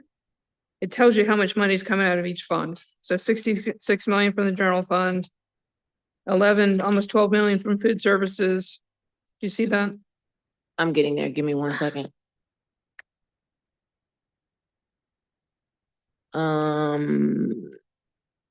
I don't see what you're talking about. I'm sorry. You said it's on page 9? Page 9 of the addendum. Oh, okay. Yes, Gotcha. the last page in the treasury. Rob, can you go to this so that people can see what we're looking at? Page 9 of the addendum. Okay. And so they're in that table. There's nothing coming out of ESSER. ESSER's Fund 507. There's nothing coming out of ESSER. So the majority of it's coming out of general fund at 66 million. Okay, so is there still the possibility for some of this, for instance, the $500,000, is that something that could not hit our general fund, but could save us money and we can take it from something else? Most of the items would be a supplant. And so you'd actually have to cut it out of the budget first, approve that budget as a reduced without it in it, and then you can apply it to a different grant. But most of the time you can't just shift things from the general fund over to a grant. Okay. So I'm all for approving this with the realization that some of these numbers should go down, specifically when we asked you all look at the contracts, especially because Teach for America is on page 2 of the addendum and it clearly says $100,000. So there's some revisions that need to be made on here. In light of that, we would have to ask the motion maker and the seconder to accept a friendly amendment that would suggest that the recommendation for approval based upon the stipulation that administration will review the current list of contracts and go forward with only those that are judged essential in the amount that is provided. Does that do it for a friendly amendment to you motion makers? You have a better way to word it, sir? Or? It's fine as a friendly amendment. I think that's typically this is just giving the authorization to pay. It doesn't actually doesn't make the decision that all these things get paid at the time that they get paid. So I think it's fine. So you're authorizing me to enter into an agreement with the vendor. I don't pay until the services are rendered and I get an invoice. So, right.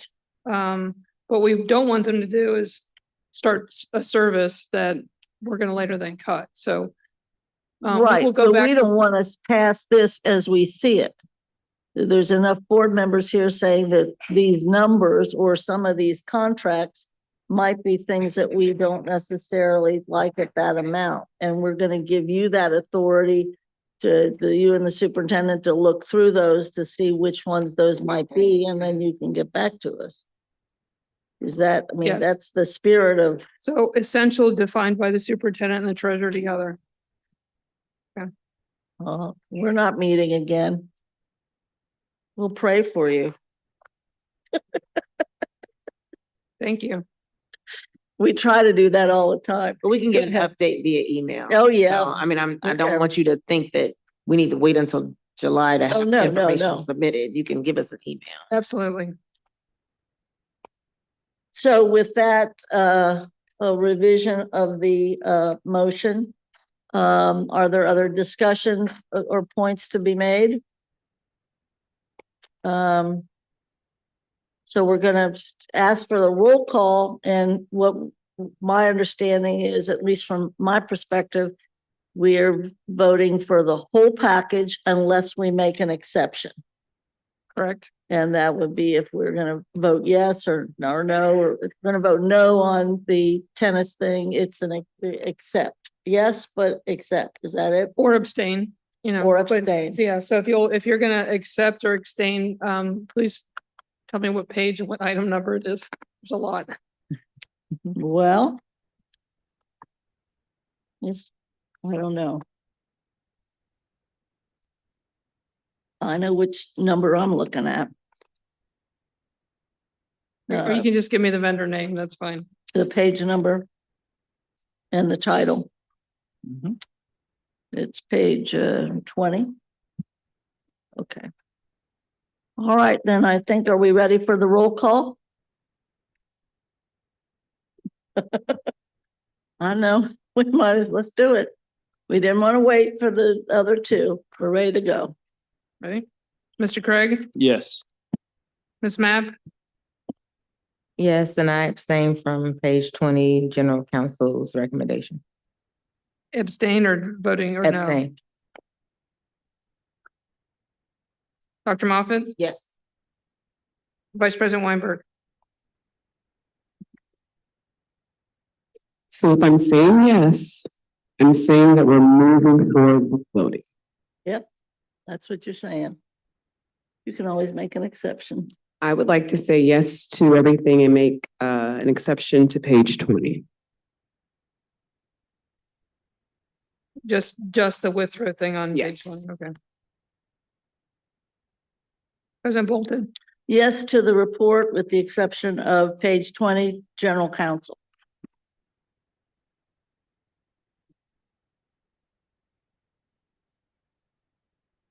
Callie, that fails. all right. At least page the exception 20. It would abstention and 2 no's out of 5. Yeah, Right? well, you have 2 yeses. 2 yeses, 2 no's, and an abstention. Yes. There's no majority, so it fails. Thank you. All right.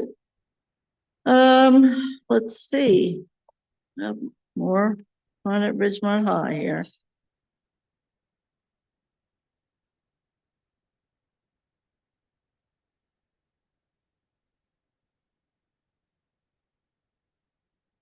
We do not have here on the agenda assignments, but I think we've given several in the course of the meeting. Superintendent, do you feel confident with the assignments you've received? Yes, I do. And we are suggesting that those are no longer suggestions, but assignments to work from or work to or whatever. It doesn't change it, but it's an expectation.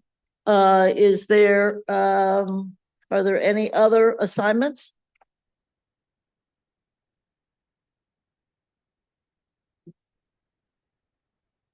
Seeing that there's no other assignments, I would I would just make the assignment in a general way that on July 15th and throughout the days between now and then, but on July 15th, we continue to see a continuing detailed timeline.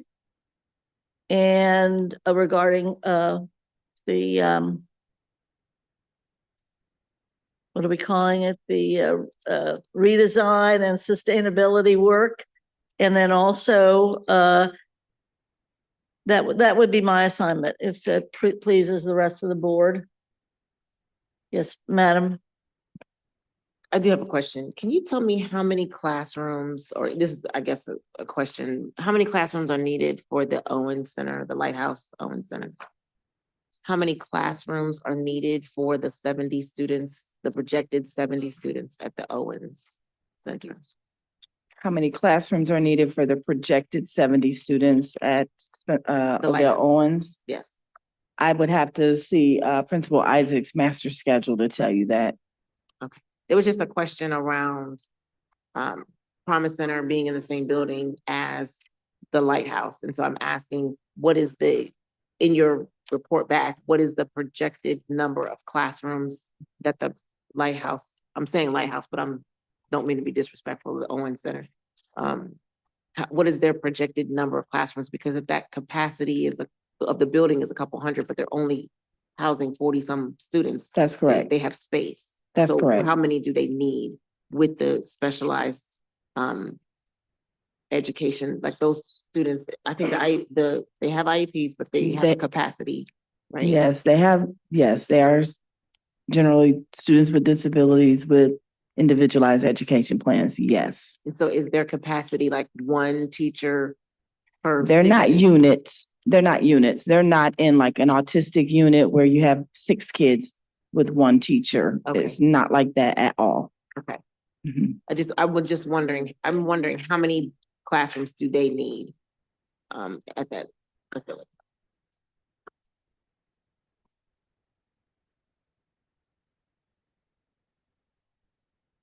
Any other assignments or points of discussion or question before we adjourn?